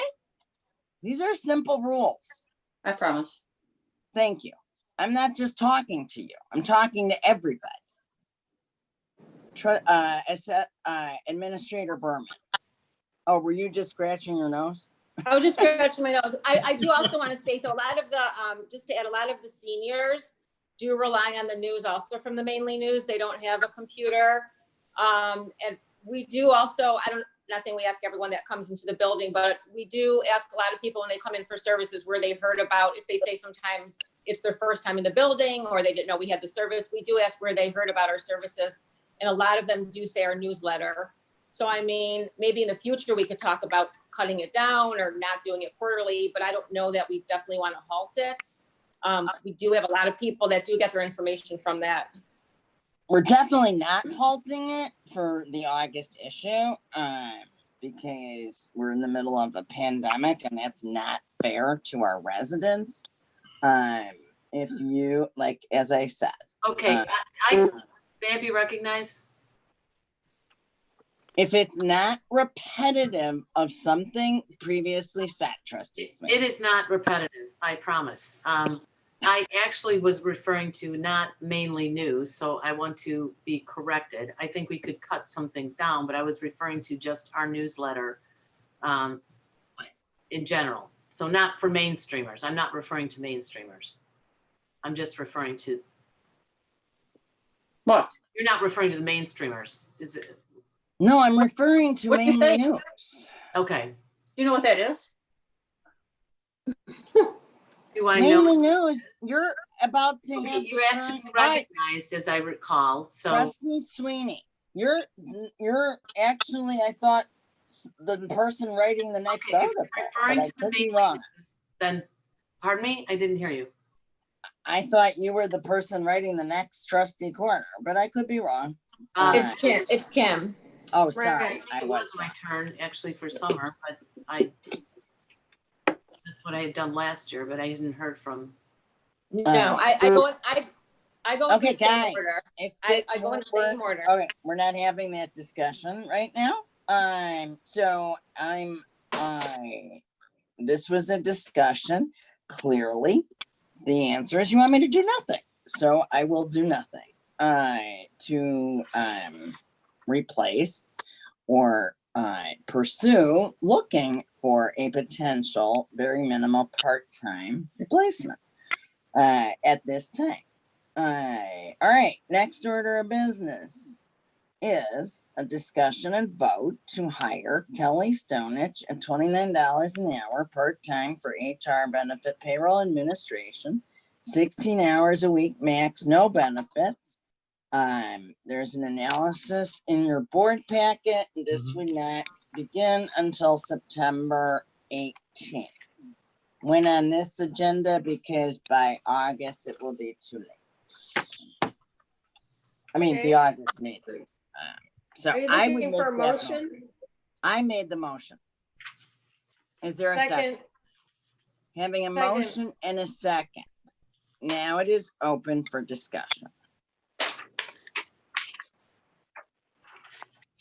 Okay. And hearing no discussion, Clerk Gialamas. Oh, I'm sorry, Trustee Carabota. I believe the last meeting, when I talked about it, I think it was, if I recall, unless I'm wrong, I think it was Dana and Claire gave a pretty good presentation to me as to what the overall issues are when it comes to this position as far as need and cost comparative analysis. I was wondering if you could talk a little bit to that. Yeah, I can start if you want. So I don't want to be redundant in the memo that I put in the board packet. It's a good memo, yeah.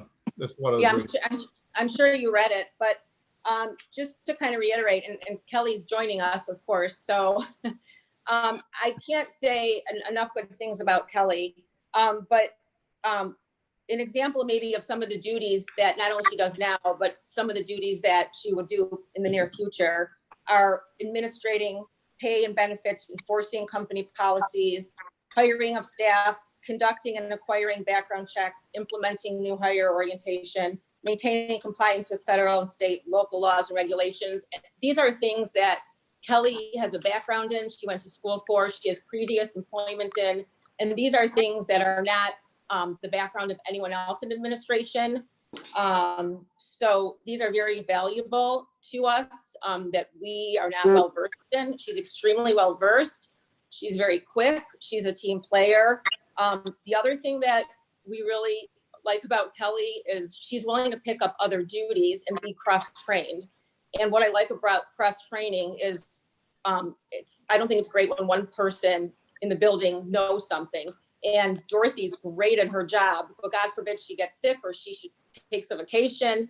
It's good to have a backup person. And we asked Kelly if she would be willing to learn data entry, payroll, journal entry. And that's not something in her wheelhouse. That's not something that she has a background in. And not only did she say yes, but she already pretty much knows all the payroll and data entry already. And again, that's not her background.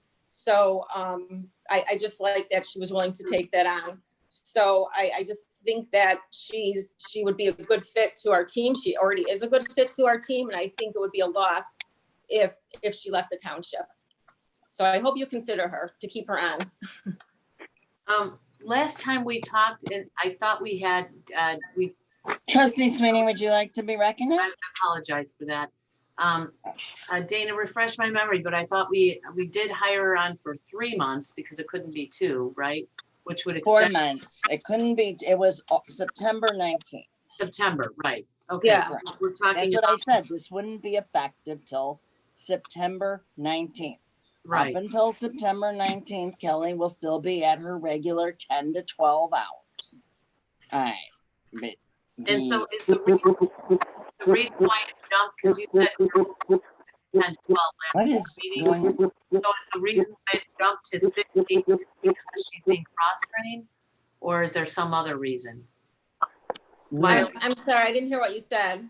Yeah, it was always up to 15. She has generally been very, very strict on herself to keep it down to 10. Okay. So I remember you kind of talking to us about really saying we're going to keep these hours down below. Right. Well, So if probably right. more. If you now look I at know my it has been. It has been. So, I know we like to save money, and I think what I'm recommending is if we bring her on, obviously she's a temp now and works for GovTemps and not employed by us. So what I'd like to do, if we can bring her on and pay $10 less than what we're paying GovTemps, and if we can offer the $29 an hour at 16 hours a week, which would just be 2 days a week, and obviously it's part-time with absolutely no benefits whatsoever, adding that up would still be almost $3,000 less than what the previous employee was making. So it's still a savings to the township. But I think she's needed 2 full days a week. I'm gonna be honest with you. She's putting in some volunteer hours. She's staying past her time. So I do see that 2 full days actually are needed. That's why I'm asking for the 16 hours. Well, I'm also asking for it because we have to make it worthwhile for her as well. It's like it suggests the cost benefit ratio really favors the township. So really favors the hiring, I think, from what you're presenting to me. And I think also there were comments from Claire at the last meeting as well that I thought, if I remember correctly, left my mind open to it. So I think it would be beneficial to the township looking at the cost versus what we get for the taxpayer dollar. Yeah, I think that we definitely need somebody to do her job. I mean, it's a void to not have it. And I was sold on that last meeting as well. I guess I'm just surprised that in a month it went from, we really expect it not to exceed 10 to needing 16. So if that's what you feel based on something changed in a month, I didn't know if that was cross training or just, her doing more other people's jobs or what that was. It just went up significantly. So I think she could have always put in more hours, and I think she just came on board not really knowing her role. I think we didn't know what she was capable of. We didn't know Kelly, and she's just a very fast learner again, and she's willing to help out in different areas. And I think that it would be beneficial definitely for the township to bring her on for a few extra hours again, and still cost savings to the township, even bringing her on a couple extra hours. Thank you. All right. you. So I think I made the motion. And I think there was a second. So Clerk Talamas, can you call the roll? Supervisor Marask, Yes. Trustee Jones, Yes. Trustee McKenzie, Yes. Trustee Carabota, Yes. Trustee Sweeney. Yes. All right. Welcome, Kelly. Well, if she's Welcome, Kelly. there. I Such a switched good vote, to the trustee. Such a good iPad. I mean, not that you're leaving and coming back, but Can so we, that are would we be able, Laura, can we unmute her just so she can say something? yeah. I just when my computer went dead, so did. There she is. Okay. Where is she? Oh, she's there. Thank you very much. I'm very excited to be part of this township. There's such great things happening, and I'm excited to be part of it. So thank you. Thanks for the good work. We are thrilled to have you, actually. And thank you so much. And now you don't have to stay anymore. Thanks, Kelly. Bye. Thanks, All Kelly. right. Thank you, Kelly. Thank you. Good night. All right, moving right along. Next order of business is discussion and vote on the COVID travel policy. Our attorney, Carrie Lynn, who's here somewhere, I'm just not getting a gallery view. Big enough to see her. Is she here? Yep. All right. Let me make sure I unmute her. Okay. There we go. Carrie Lynn. Hi. Hello. All right. So, can you please explain the COVID travel policy? Yes, so many of you may have heard that originally Lori Lightfoot implemented a ban for residents of Chicago and people flying into O'Hare or Midway from the hotspot states that they have to quarantine for 14 days after arrival. Well, subsequently that was expanded to include all of Cook County. But we started getting questions from our governmental clients who were not located in either the city of Chicago or Cook County about what they should do if they had employees that actually weren't really subject to the travel order, but did like fly into Chicago or O'Hare, because a proclamation of Lori Lightfoot wouldn't be sufficient enough to require those employees to quarantine. So several of them started requesting that we put together policies for them to give them the ability to either require people who come in from hotspot states, and in the policy I didn't list them because you know they change and fluctuate. So I have it just referring to the CDC and whoever they identify from time to time.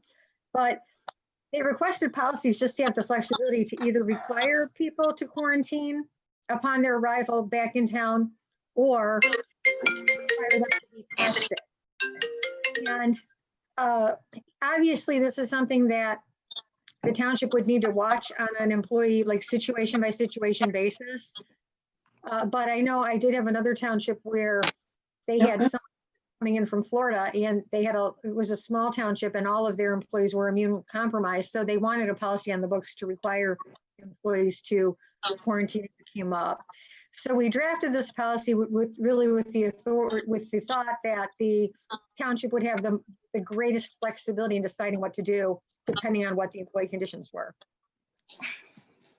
And Carrie Lynn, did you say that it is extended to all of Cook County now, or the city of Chicago? It started out with the city of Chicago, and then it did go to all of Cook County. But I mean, it's very nuanced, but the problem is, like for Chicago, like what ability does the township have to implement an order of Lori Lightfoot, or for the county of Tony Preckwinkle and the county board? You know what I mean? They don't really. Or the suburbs of that have mayors. I don't understand that. How does that work? Yeah, it doesn't. That's why each of the independent governments have to adopt like their own policies, because you're not required.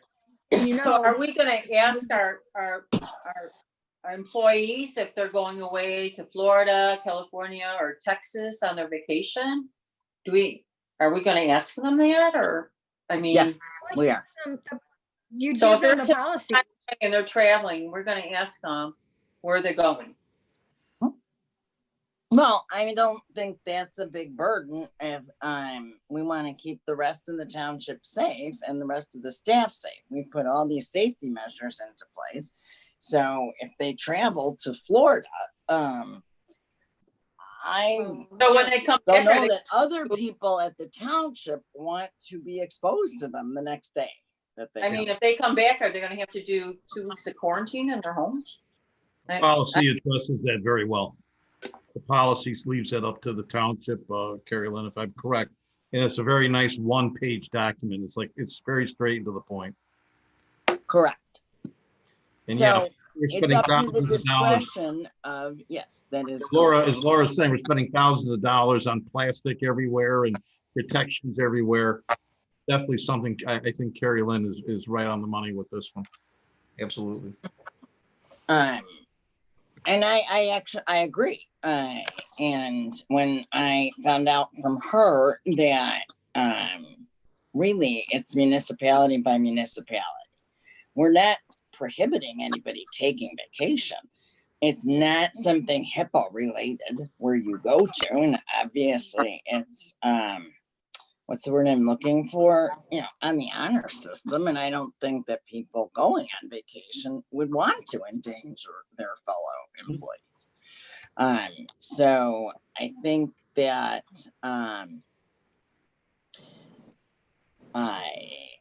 it says on paragraph 2, on a case-by-case basis, Maine Township will evaluate the travel circumstances, destination, but also the job duties and the current public health alerts and guidance to estimate whether the individual employee may pose an unacceptably high risk of exposure. So it's not saying across the board, if you go to this place, you have to stay home for 14 days. Does anybody have any further questions or discussions about this? Trustee McKenzie. This same policy is what I've seen in other institutions and employers as well. So it seems to be across the board what people are doing. I definitely have it at my office. We do too. So I think hopefully it can keep down. And also, like Carrie Lynn pointed out, the list of states changes, like, so we can't list states because everything changes every day. So I'm going to make a motion to pass. So I'm not, may I ask a question? Yeah, Trustee Sweeney. I haven't made the motion, but sure. Well, I'm not, I wanted to have a question.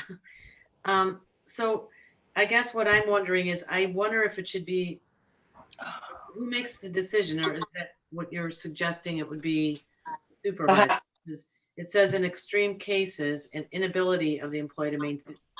Okay, I'm sorry, this last sentence of the second to last paragraph. The employee may be prohibited from reporting to work through the 14-day virus incubation period, or may be required to provide proof of a negative COVID test prior to returning. So it could be either or. Is it the person making that decision? And are you suggesting that that person is you, or is that who's in charge of doing that decision? What is that? I'm suggesting, number one, that the administrator's in charge of doing that since she's there every day. Number two, that obviously, yes, I would probably have the final, but this is lifted directly from pretty much everybody, like Claire was saying, everybody's COVID policies, private and public, that I have seen are identical to this. You can go on the CDC, there's a state by state list. This is like so non-restrictive compared to. Carrie Lynn, can I ask you something on this? I will recognize you, Assessor Moylan Craig. So Carrie Lynn, do my employees have to do our employees notify us if they're going to the hotspots, Florida, California, Texas, whatever? And then they would have to adhere to doing either an incubation or COVID test before coming back into our offices? No. No? So the way this is written, first of all, if the township passes the policy tonight, we'll pass out the policy to everybody. So they know where they're going. They know what they could be requested to do upon return. Now, what has been happening, because as you know, there already have been COVID-related situations at the township. And as those come up, Dana and the supervisor have kind of been calling me on a case-by-case basis and saying, okay, this is what happened. How do we handle this? This is what, so it could be, could be different. They could be subjected to one of those things. We probably wouldn't subject somebody to necessarily both of them unless they were quarantined until they got their test results.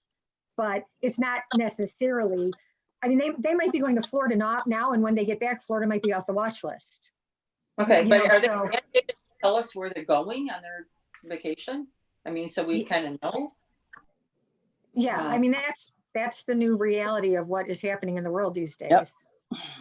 Okay, thank you. We have to be affirmative when it comes to those kinds of things. Okay, so Clerk Gilamis, can you call the roll? No second. Oh, I'm sorry, no motions were made. I'm gonna make a motion. Yeah, I to seconded pass. it. Second. Second. Yeah, there was a motion. There was? Yeah, No. and I seconded it. Okay. All right. Having a motion and a second, Clerk Gilamis, can you call the roll? Supervisor Marask, Yes. Trustee Jones, Yes. Trustee McKenzie, Yes. Trustee Carabota, Yes. Trustee Sweeney. No. What? It's okay. All right, motion is passed. Next is, okay. This agenda item was requested by Trustee Sweeney, which was then put on the agenda exactly how she requested it. There was no other documentation. The agenda item is discussion vote to add the following question on the ballot of the general election on November 3rd. Quote, shall Maine Township continue to appropriate funds to secure law enforcement and provide public safety, end quote. So, Trustee Sweeney. Yes, that is the agenda item that I would like to put on. Making a motion? I'm sorry. I would like, yes, okay. I would like to make a motion to put the agenda item and to vote on that, to put on the ballot for the November election.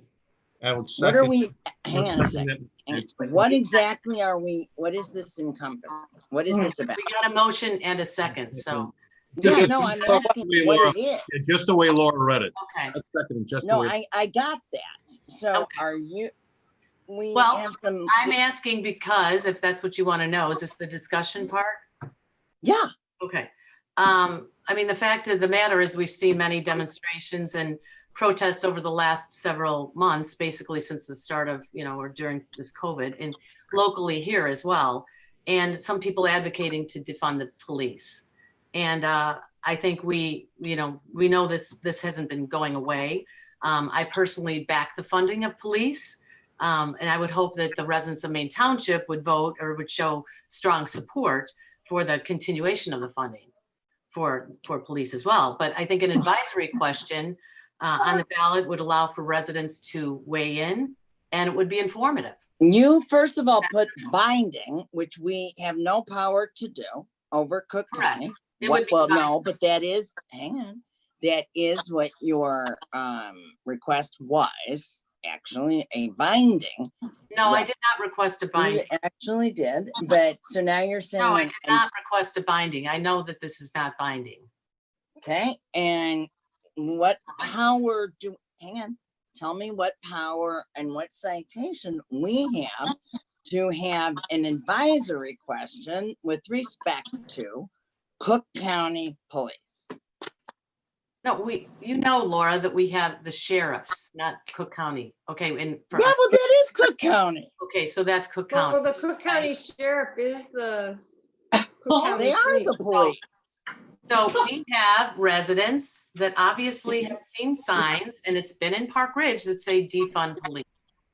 We're not I think our talking residents want to about, see what the support is to continue supporting protection with the police. okay, so that we is don't the purpose. appropriate any funds for, we don't hire police, other than one hire back person. Right. And, so you approved that budget, so I'm not understanding Appropriated, this. but we have approved a budget, correct?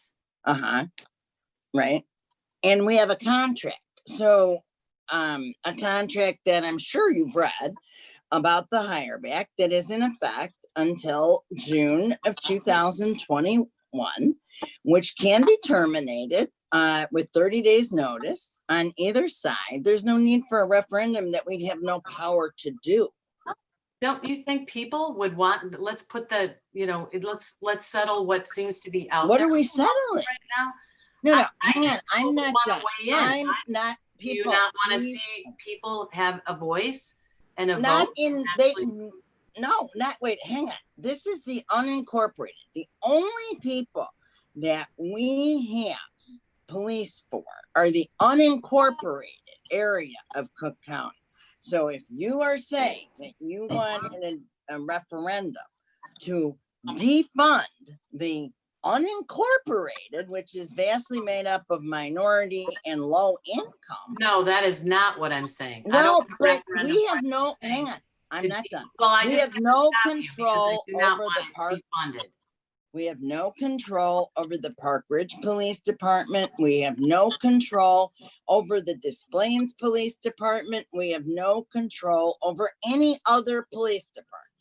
We Right. don't even have control over the Cook County Sheriff's Police. All of the residents of Maine Township that can vote on Park Ridge or Niles or Glenview, Des Plaines that have a vote actually pay for. A vote in what? Unincorporated.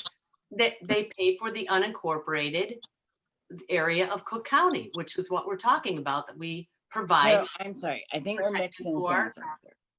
Okay, so we it's not appropriate. unique whether you're in Park Ridge or Des Plaines, you're still paying for unincorporated Cook County and whatever protection we provide. So all residents should have a voice in this. No, first of all, we don't. No resident has a voice in the Cook County Sheriff's Police.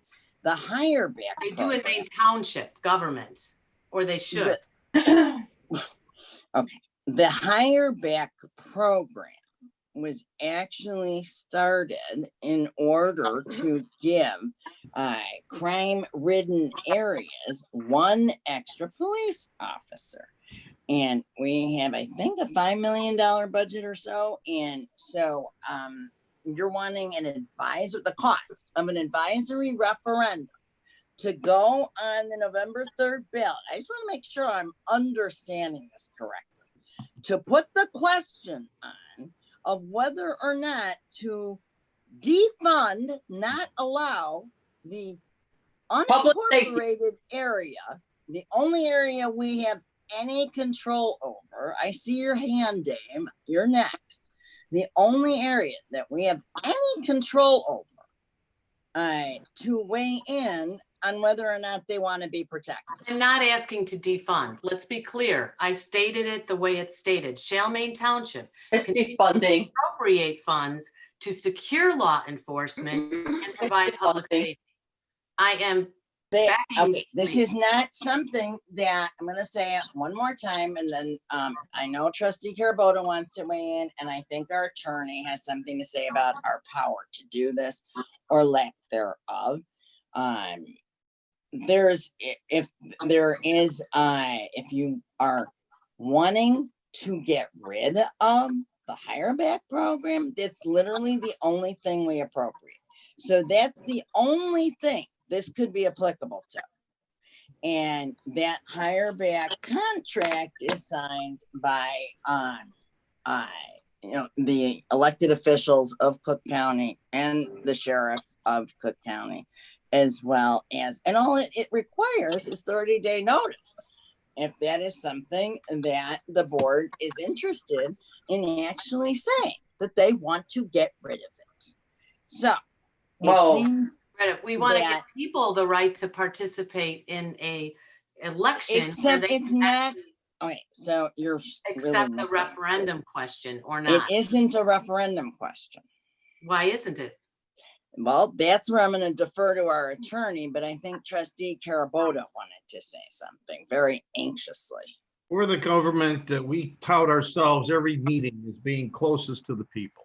We are supposed to be representing the people. And the people we represent are in the unincorporated areas that don't necessarily have the financial pull to have all types of private security or other types of law enforcement to help them. We rely on the Cook County Sheriff. And yes, maybe the funds we appropriate aren't $1 zillion, but we do appropriate funds. And there's a lot of people in Maine Township, unincorporated Maine Township, who should be able to have a voice in this battle we're having right now by asking them to be able to step forward and give their opinion out without fear as to whether or not Maine Township shall continue to appropriate funds to secure law enforcement and provide public safety as we have done. And you know my position on law enforcement. You know my position with as far as my big caring for law enforcement with the Knights of Columbus. And you know what my position is when it comes to that yes, we continue to fund. Susan's been very clear historically, yes, we continue to fund. I think the people of Maine Township, everybody else is getting a voice. Everybody else can scream and yell. Everybody else, the law-abiding people and voters of Maine Township should be able to speak their mind. And this non-binding referendum would do that. We have the power to put this on as a non-binding. And can you tell me what section we have the power? We put referendums on all the time. No, we don't. To be incorporated in the ballot. No, we don't. So that's my position. I think the people of Maine Township should be able to have a non-binding referendum. You can't just put it on the appropriate funds. You're talking over me, and that's okay. Appropriate funds to continue to appropriate funds to secure law enforcement and provide public safety. I know what it says. You know my answer is yes, exclamation point. But that's for the voters to go ahead and give us that message. Hang on, Susie. Okay. So I'm going to have our attorney explain the parameters of what can be and what can't be. Carrie Lynn. All right, so the voters in the township and the town board independently both have the ability to put advisory referenda question on the ballot, but it has to be on the ballot in the whole township. So you can't just ask the voters of the unincorporated area. So if you put a question like, yeah, that's right. But if you put a question on the ballot, should we underfund or should we defund the people in the unincorporated area? You can have the people in the incorporated villages could end up voting for it, and the people in the unincorporated area could say, vote no.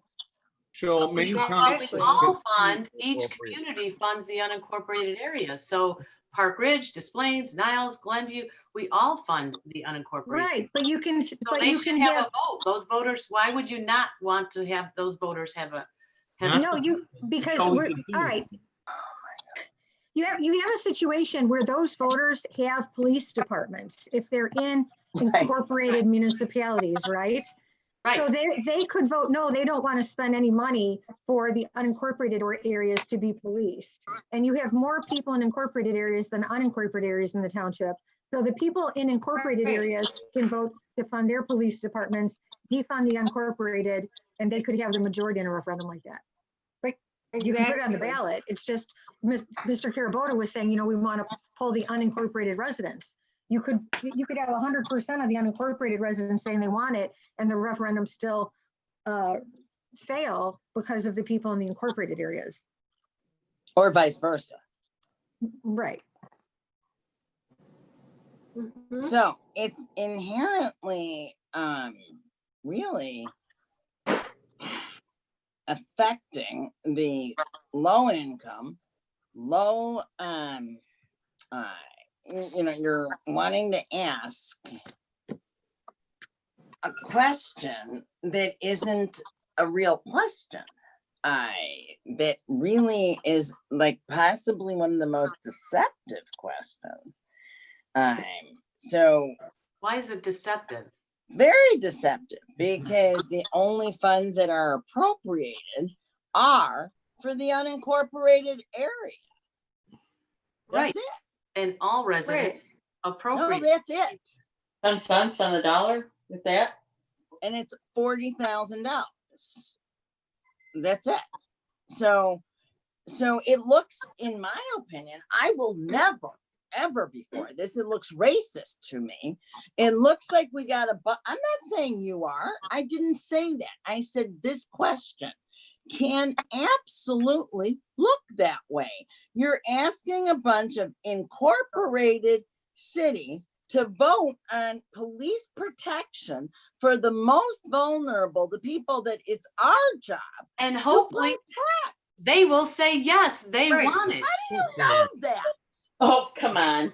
Are you saying they shouldn't? Do you want to? I are you supporting am absolutely saying it's our job as the elected officials to make the decision that we made when we signed this contract. That's what I'm saying. And if y'all want to get out of this contract, put it on the agenda. And it doesn't need any kind, hang on, it doesn't need any kind of advisory referendum. We want to make sure these contracts hold up. Claire has her hand up. Trustee McKenzie. You know, we have been elected to make major decisions. We have a responsibility to keep our citizens safe.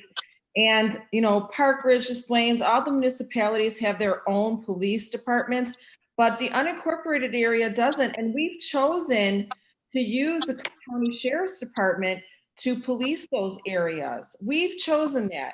And I don't think that we can expect, I don't think we should rescind our responsibility to make a decision on safety of our own residents. We're the ones in the best position to assess why we need to fund the one extra officer. And in order to put something like that on a ballot, I would think that we would have to do all kinds of research and go to the police officer who's patrolling and asking them, you know, what have they seen?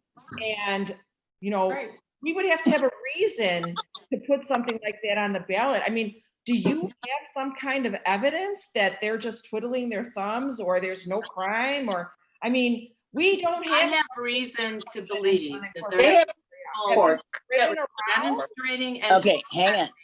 And shoving defund police right in my face in Park. So that has happened and it's not gone away. Did it happen in the unincorporated area? No, what I'm saying is we all residents pay for Maine Township. There we go. Live in Des Plaines or Park Ridge or Niles, wherever. Trustee I'd Jones. like to take a vote on this. Wait, no, I'm sorry. Everybody hasn't spoken once. You've spoken 3 times. Trustee Jones. Okay, I agree with Trustee McKenzie wholeheartedly. This would be a miscarriage of our responsibility. I mean, this is a sham because essentially what you're asking is the lily white areas, Niles, Des Plaines, Park Ridge by the country club where you're seeing your signs to vote on the people who are the most vulnerable, who are mostly minorities and who are low income, whether they should be protected. Well, what do you think they're going to vote? I mean, they're not going to vote to, oh yeah, let's pay for them. What do we care? They're not going to vote for the underserved. That's our responsibility and we have a contract. And if you don't think that we should pay for that, then you should bring it up as an agenda item. But to put it on as a referendum, that's a joke and it is racist. I think you're discriminating right now because you're allowing only some residents to weigh in and not others by saying what you're saying. You are discriminating. So if you want to allow ridiculous, Susan. That is, and you are interrupting my voice and I am speaking. You have spoken enough tonight, okay? And you're very rude. That is so ridiculous. You know how many people are total in Maine Township and compared to the small amount that are in our underserved, unincorporated area, and you're going to say, oh yeah, sure, the people by the country club where you live are going to vote to hire another police officer. They're not even going to look at the question. They're going to go, no.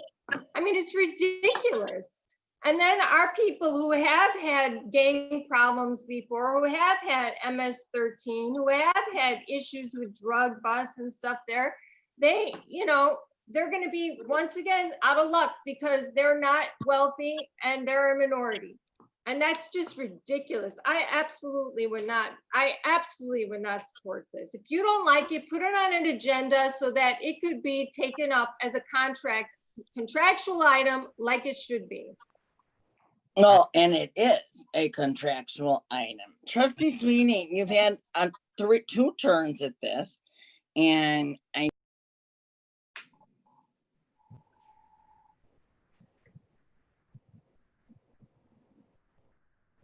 You're muted.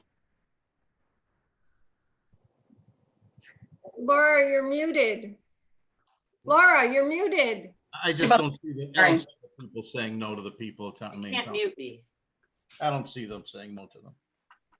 And this is being set up as though I think what's discriminating is you want to hear from some residents and not all residents. And I don't think that's right. I think we care about the unincorporated area and the people of Maine Township in the unincorporated area that want to vote to get protection. Okay. And why would you even bring this up? And then it also asks all the other residents who fund unincorporated Maine Township. You can't eliminate like a penny for them. How can you eliminate the people that are in unincorporated Maine Township that are paying the tax bill for Maine Township to operate? They should have a voice too. Everybody should have a voice. They are very outnumbered. They're outnumbered. What don't you understand? There's a big pie. Okay, so unincorporated takes a they're little piece of outnumbered the and pie. So if everyone in incorporated voted for it, the rest of the pie votes no, they don't have a chance. What don't you get about that? It's a simple math equation. Get rid of township. Wants to show support. I'm gonna call the question. Get rid of township. Clerk Gilamis, can you call the roll? Oops, let me unmute you. Hang on. It's because I switched to my. Okay, there we go. Unmute. Oh, you did it. I mean, I am.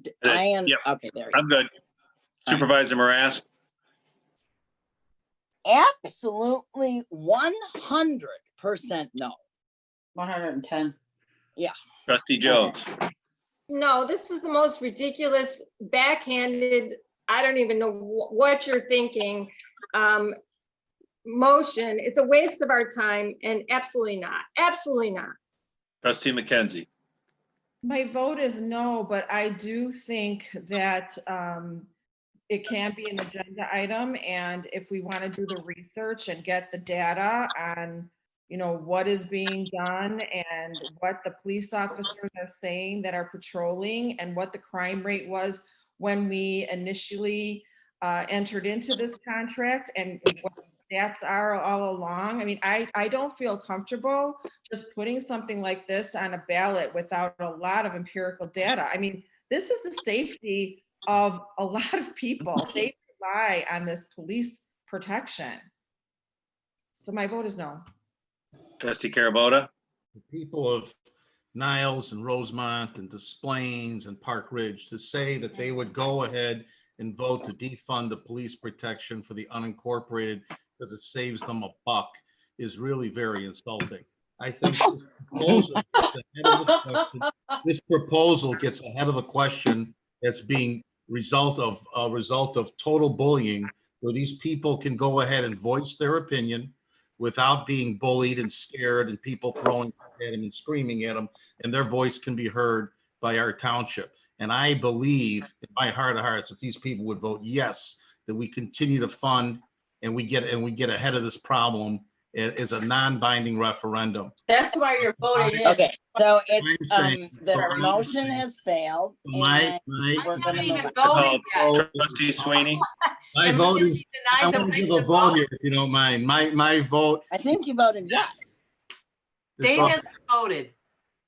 I'm voting yes, and I think Susan may have a shot at vote. Yes, I don't know. I'd like the opportunity to vote as a trustee and a board member here, please. Trustee Sweeney. The way this question was stated was in the affirmative. Shall Maine Township continue to appropriate funds to secure law enforcement and provide public safety. I think people in unincorporated Cook County, as well as the rest of Maine Township, would want to see a yes to this. I firmly support this. I hope everybody, understands that we were looking out for the people in unincorporated Cook County, as well as in the suburbs of everyone that's in Maine Township. So, but that's why people voted for you. Susan, ridiculous. Okay, motion has still failed. All right, final order of business is that I wanted to get a start on the required ordinance that will have to be passed on the compensation of the next board of elected officials. I sent you all a worksheet with the current salaries as well as the benefits that I think you're all aware of. So I'm going to make a motion to keep it the same. That would be my motion. Second. There's a motion and a second. This is now open to discussion. Okay. I would like to share some data with you, and I would like to do a screen share. Can we do that? I certainly have no idea how on my iPad. If I was on my laptop, which I was to begin with. Now, Rich, if you could do it, I don't know, but I cannot on my iPad. Well, it's usually on the Zoom. I need to change the settings. It is on to Zoom. do that. I mean, we are on Zoom. I just right where you can personally actually just do a screen share, which I've done on other Zooms. So I don't know why this is not an option. Maybe you can add it to it here, Rich. I didn't say it's not an option. I said it's not an option on my iPad. Yes, I've disabled. Can you hear me? Yes. Yes, I disabled the option for the meeting, but if you give me a minute, I will enable it. Thank you, Richard. Thank you.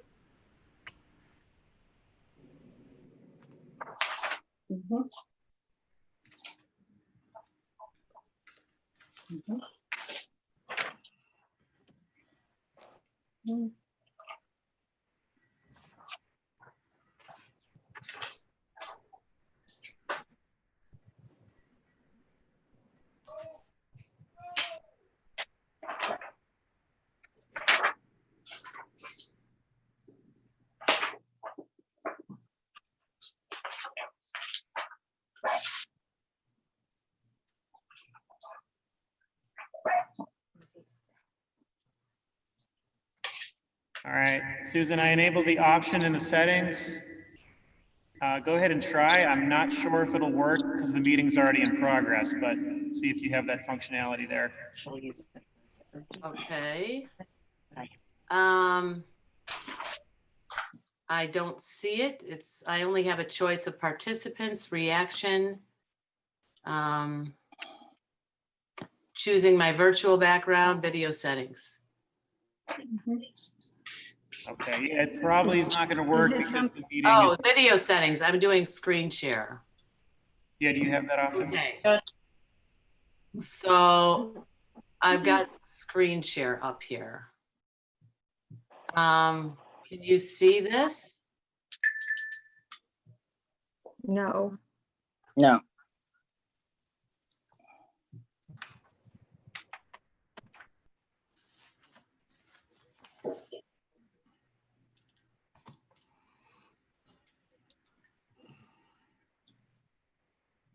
Usually this is somewhere down at the bottom of a Zoom screen where you can share your screen. I'm pressing screen share and it says limit your screen share to 10 people, show green border, share selected application window. So I'm sharing the screen, but you can't see it? I cannot. Okay. Why don't you encapsulate? So what I was working on this afternoon, so I can share this with all of you at some point later. Part of the board packet, yeah. But I would recommend that what I did was look at nearby townships that border us, that we've, that are comparable, and what the actual. Did you want to hold it up to the camera? You think that would work? I'd be happy to do that. Can you see anything here? Closer. Yeah, if you Little get closer, closer. little, okay. Whoopsie daisy, lost you all. Okay. I actually can see it. Oh, Can you got it. others- I can Is see it upside down or is it right? Because to No, me, it's correct. okay. Right. So now I won't be able to see what I will see on my screen here, okay? 'Cause I'm blocking. But basically what I did was look at the elected officials' positions of supervisor, assessor, highway commissioner, clerk, and trustee. And compared Niles, Elk Grove, Wheeling, Palatine, Northfield, Norwood Park, New Trier, and Schaumburg. Now, Okay, sorry, Susan, that I don't see. I seen where it says, okay, there we go. Okay, gotcha. Okay. Okay. So, as you'll see, I have the salaries, and that's the wrong sheet. I have another one which I will show that. So the Niles supervisor makes more.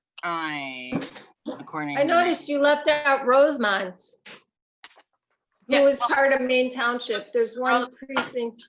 I noticed you left Leiden Township out. Leiden is not here.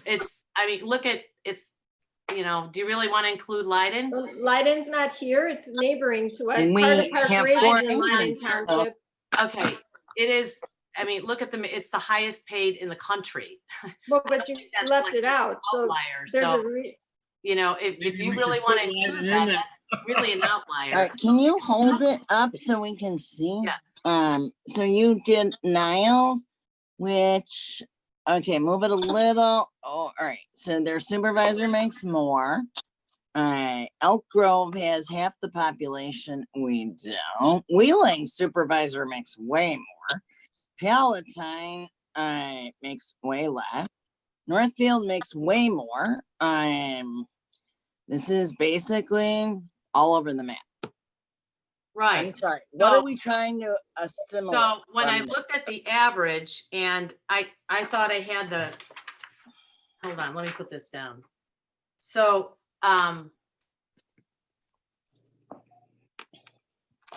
do you see, okay, that is not the one. Okay, you see this screen, right? That's the one I have up there. When you look at the average let me just talk to this for a minute. Okay, so when you look at the average, averaging all of those townships for the supervisor, what we can see is it's 29,542. So, and we're currently at Maine Township, we're spending 35,369. When we look at the assessor, the average of all those townships, we're paying 31,835, and the average is 23,719. When we look at the average for the highway commissioner, our salary is 73,721, and the average is 27,201. And when we look at the clerk, it's we're paying 21,845, and the clerk's salary is 19,535. And the trustees, we're paying 5,009. Is it 920, 970? And that's a little bit tricky to figure out because I haven't looked at how many meetings and calculated, it varies considerably. So I wanted to amend, you made a motion to approve, Laura? I made a motion to pass the same because the last time we reduced it, I had actually made that motion. You were present in the audience. We reduced the salary of we reduced everybody by 25%. The supervisor had been making 49,000 and it was reduced to 35. The 1,000 is for the road and bridge treasurer. And then if you recall this discussion, the assessor was likewise reduced, and each public official was reduced. And Carol Teschke was at the time the supervisor. I made the motion and then so it was reduced at that time. So what is the basis, Susan, for an average? Like why is an average something that any of us should look at in representing Maine Township?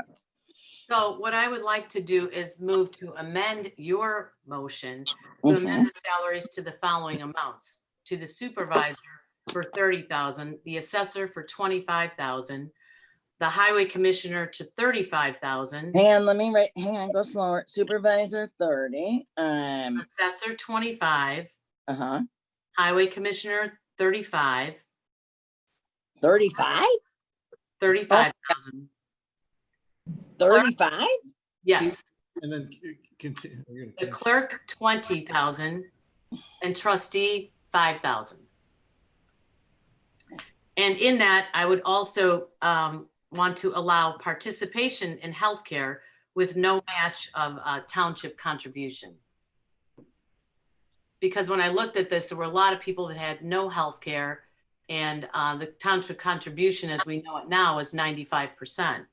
So that's what I would like to move to amend the salaries. For the elected officials, the township contribution is 90%, and we pay 10%. 90%. Right. And then we pay an additional 15% back into the salary line item. So that takes the burden off of the taxpayers. Okay, say that again, Laura, so I can hear you. Okay, so we pay 10%, the maximum allowed under the ACA for purposes of the grandfathered plan. We being Maine Township, you're talking about? Correct. Yes. We being the elected officials. Right. The employees pay 95 or 5%. We being the elected officials pay 10%. Plus, pay more. Plus, Pay more. I'm sorry? Pay more. I know. Plus an extra 15% that goes back to the salary line item. Does not go to Blue Cross, but it goes back into the town fund so that it helps offset the salary line item. Well, what I'm suggesting is that we allow participation in healthcare, just like Palatine does, with no match of township contributions. So that is my amended motion. What is that? I'm sorry. I don't mean to be dumb. I just don't know what that means. Well, I'll read it. It means that the employee pays the actual healthcare premium, and the employee in the township would pay would not be, there's no contribution or match from the township. Okay, so your amendment is to take away the health care benefit. That's basically what you're saying? No, because you still, so the way it reads in Palatine specifically is officials may participate in the township's group health insurance plan at their own expense. However, the official must reimburse the township by month 15th of the month for the township's bill for coverage. And that failure to make timely reimbursement will result in removal from the group. There's no match or township contribution. So as an elected official, which is, if we believe in citizen legislators, I think that we are in a position to say, we have salaries, and this is for next time. I personally don't. Just like many aldermen and other township governments do not have healthcare as well, or they do have healthcare, but they expect the contribution to come from the elected official. Okay, so it's taking away the healthcare benefit is what, I mean, I'm not trying to be difficult, but that is, they're allowed to participate. Well, it's still a they benefit. Pay the full premium. So wait, hang on. Our full premium, so they pay the full premium. Right. Okay. Of whatever the township that they that is done for the employees, right? They pay the full premium for whatever the group, right, for whatever they put into place for the good of the employees. I don't know Right. what you mean by for the good of the employees. I'm Well, that's generally when we discuss our insurance, as we did this year, we discuss what would be, beneficial for the employees, beneficial for the taxpayer, we weigh all sorts of things. Okay, what else? That's my amendment, so I don't know if I have a second. Is Dave on or is he gone? He's No, there. One of the problems I have is that the highway commissioner amount is the one that has great concern to me at 73,000. I'd like to research that issue as to why we're at 73,000 when it comes to the highway commissioner, when the others, when you're averaged all together is 35,000. The assessor, that's kind of close at 25,000. The supervisor's kind of close at 30,000. And, there is a lot of work done. The clerk's office, I off the top of my head, I can't remember. What's the clerk's compensation again? It's so far for that. It's on your sheet. Yeah. The clerk, ours is 21,845 and the average is 19,000. That's why I was suggesting. So it's so far, those are pretty close. So I'd like to think about that. The highway commissioner though, and maybe there's a reason for it. Why? Because we have the most amount of roads.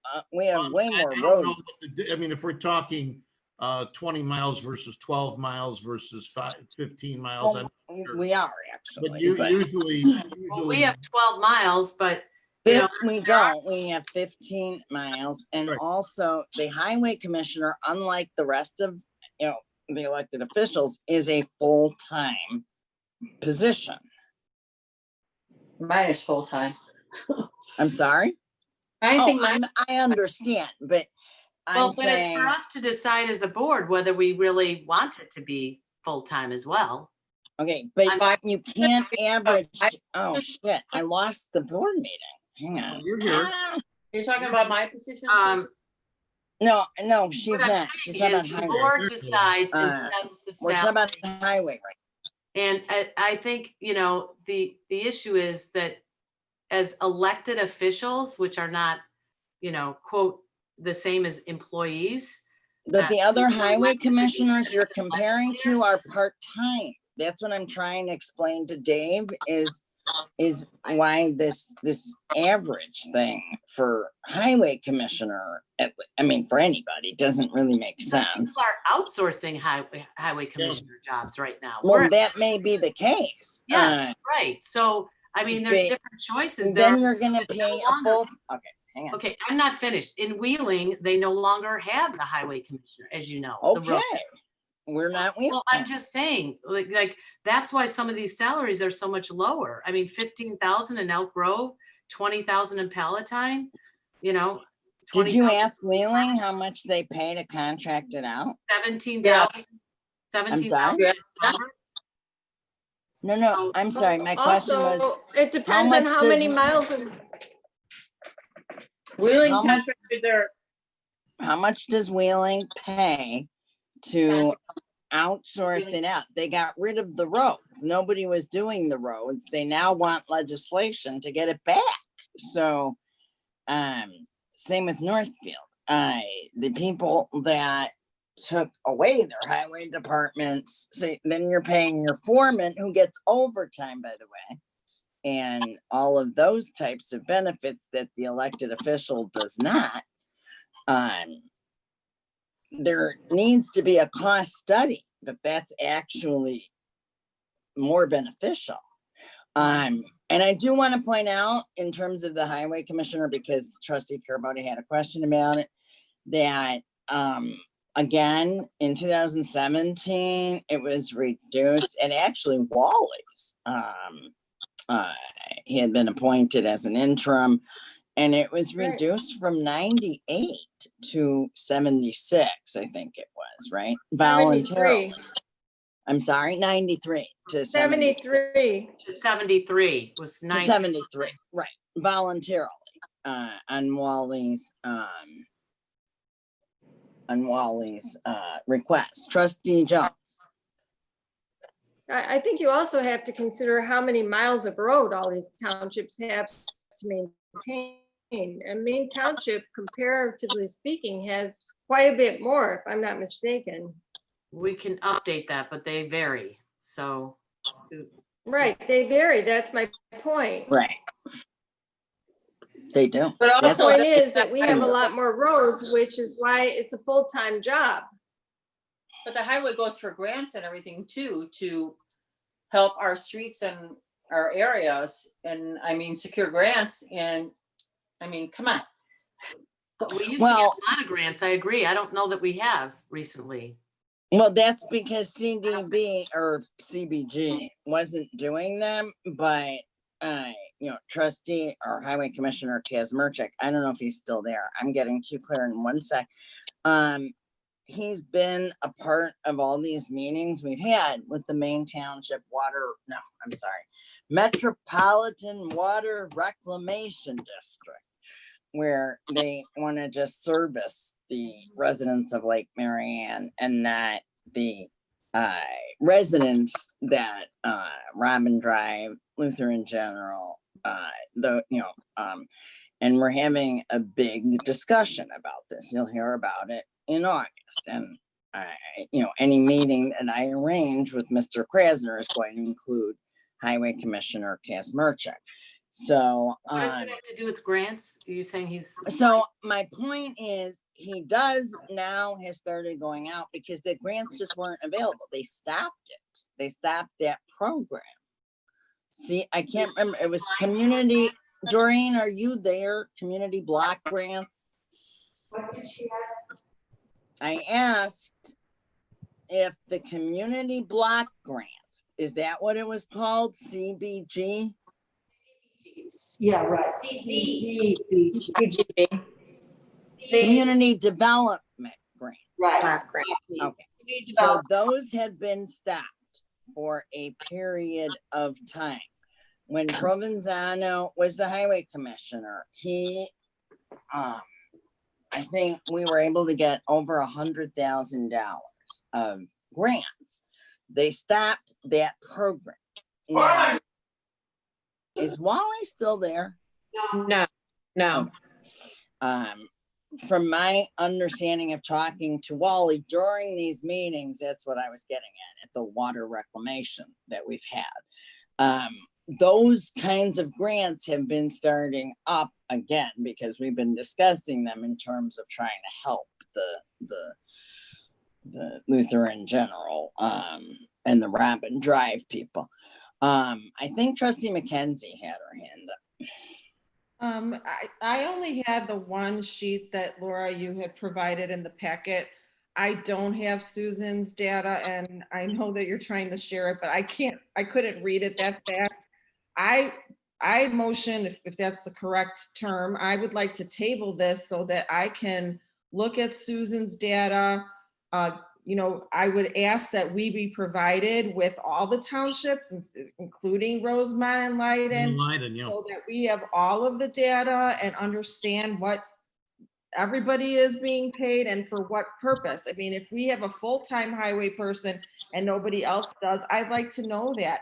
I'd also like to know what the cost is for our elected officials to be provided the different benefits that we're provided so that we know what that's costing us, because that too is part of compensation apparently. So Correct. we need to address that.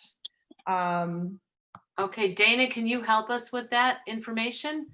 And I'll give you this chart and maybe you can update and look at the number of roads, miles of roads, and information Claire's looking for. I think you also have to consider population. Okay, I'm sure that Dana can ask her co-administrators at Leiden and Rosemont and all of the same people we asked in the salary study, essentially. Right. Why it should only be the surrounding. For the salaries. So we're not salaries, included in the salary study. The only one not here is Leiden, which is Rosemont. but Leiden is not just Rosemont. Well, I'm not saying that it is, right? It's not Okay. just, it includes Rosemont. So you're asking about Correct. Township includes Rosemont. But also, there were a few more that I mentioned. I mean, that there's are- other townships that I exchange information with, like Hanover, Schaumburg. Are you looking to go outside of this Schaumburg is specific on here. area? Yeah. I'm And sorry? Toy, Karen Lynn says Okay. Toy may have that data as well. I mean, this is Susan, an important vote because it's for 4 years. I think we should have the information for all the townships. Well, I and agree. actually, I agree. I agree. It should be on the front page like ours is of every township to get this because data of the highly compensated. Some of it. I think that Dana or Doreen provided it, that same chart last time when I think this, so too. issue- Yes, So- they did. Well, I'll You share guys this with you, did. Dana, and you're welcome Yeah. to update it. And, with anything that you find specific, I just put the sources down of everything. Some of it was from Better Government Association website, some of it was directly from the township website. I couldn't find it in Palatine, got information from Aaron Del Mar, but then I did find a resolution that he proposed that I think is voted on tonight that I have access to, that I've updated with that information. And so, some of it, there's a couple that was just from like 2018 and 19 for Niles. So if you get more accurate information, not accurate, this is accurate. This is accurate and everything is cited. So it is accurate. You have to do a size of township too. You know that, Susan. Right. And so we'll put the size of the township, the size of the amount of roads, for purposes of the highway, and whether it's a full or part-time position, as well as add the other townships into it. Because I agree with Claire. I think you've got to talk about, all of the similar townships, and not only just surrounding, but similar. Because as I think we've said maybe a million times, and I'm not tooting our own horn because I don't really have a lot of skin in this game, but 30, 35, but when you're taking away the other, I'm sorry? You can toot our horn. But Well, I'm saying when you take away the other benefit, then that's, as Claire points out, that is compensation.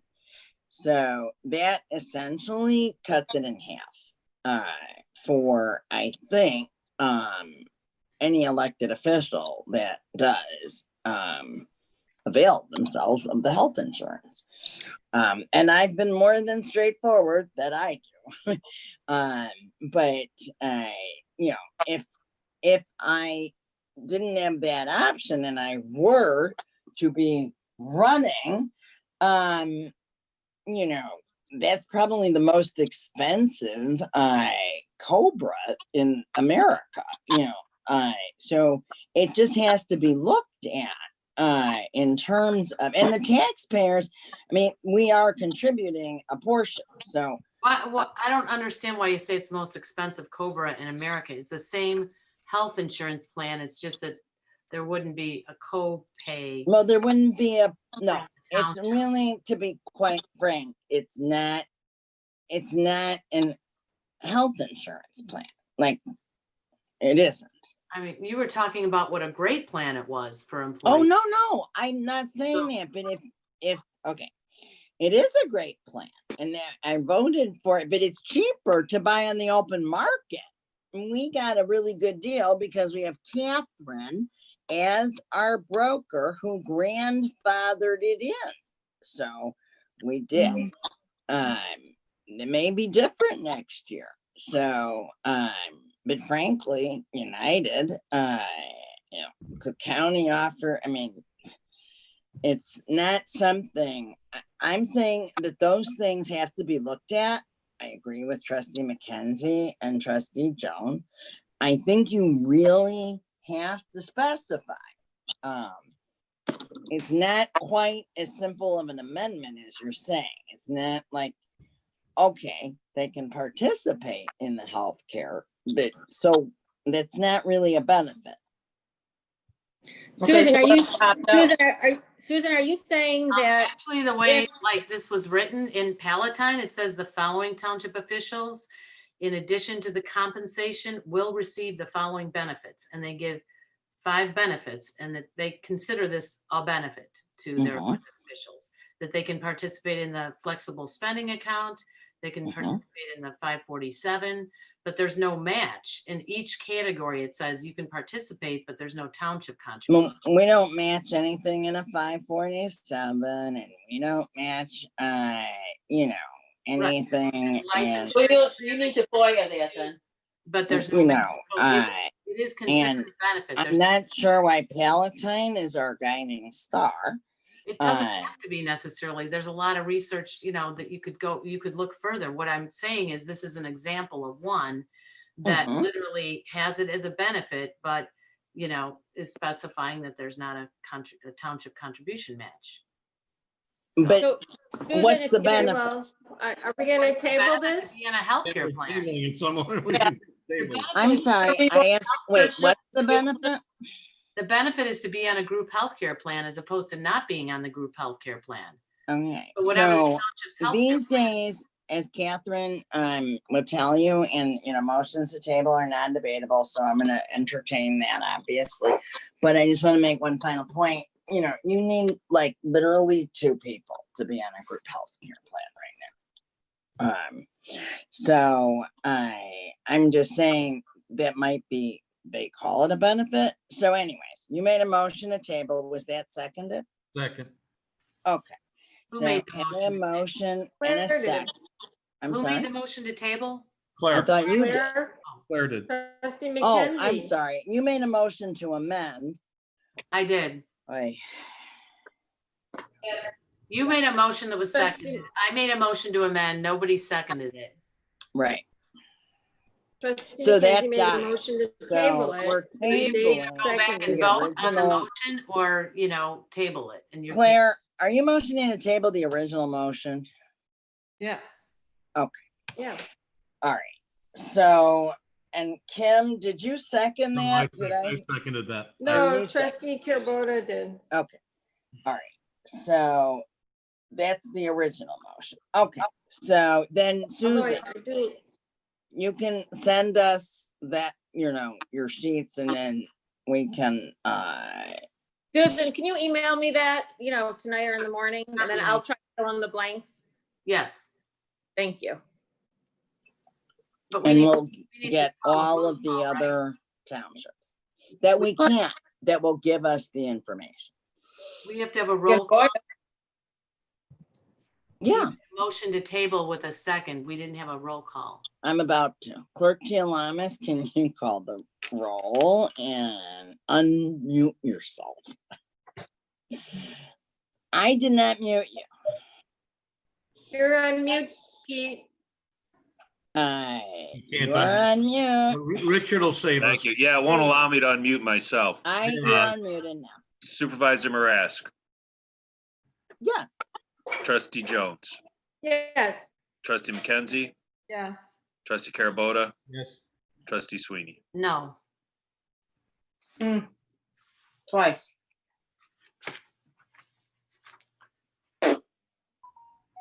Okay, and Claire, I assume that tabling was till the next board meeting, correct? Yes. Okay. Yes. Yeah, that'd be my second. Yeah. I was just making sure. I think it's understood. I don't think we have to. All right, now, I'm gonna do something unprecedented. Please, guys, don't mess this up. Please.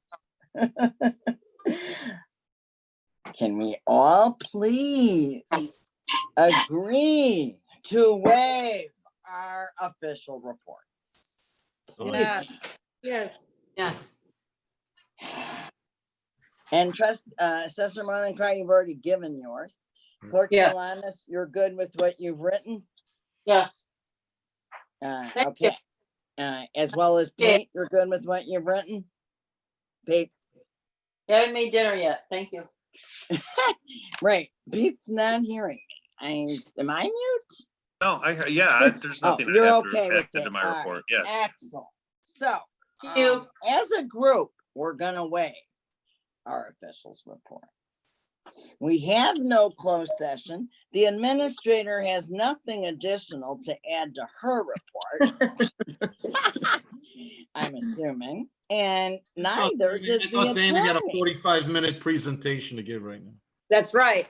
That's right. And neither does the attorney, correct? And I want to give kudos to our attorney. We are her 4th board meeting of the night. Good night, all. Very much appreciated. Motion to adjourn. Thank you. Bye. Aye. Second. Yes. All in favor. All right. All right. All in favor. Good night. Good night. And this ends our live stream.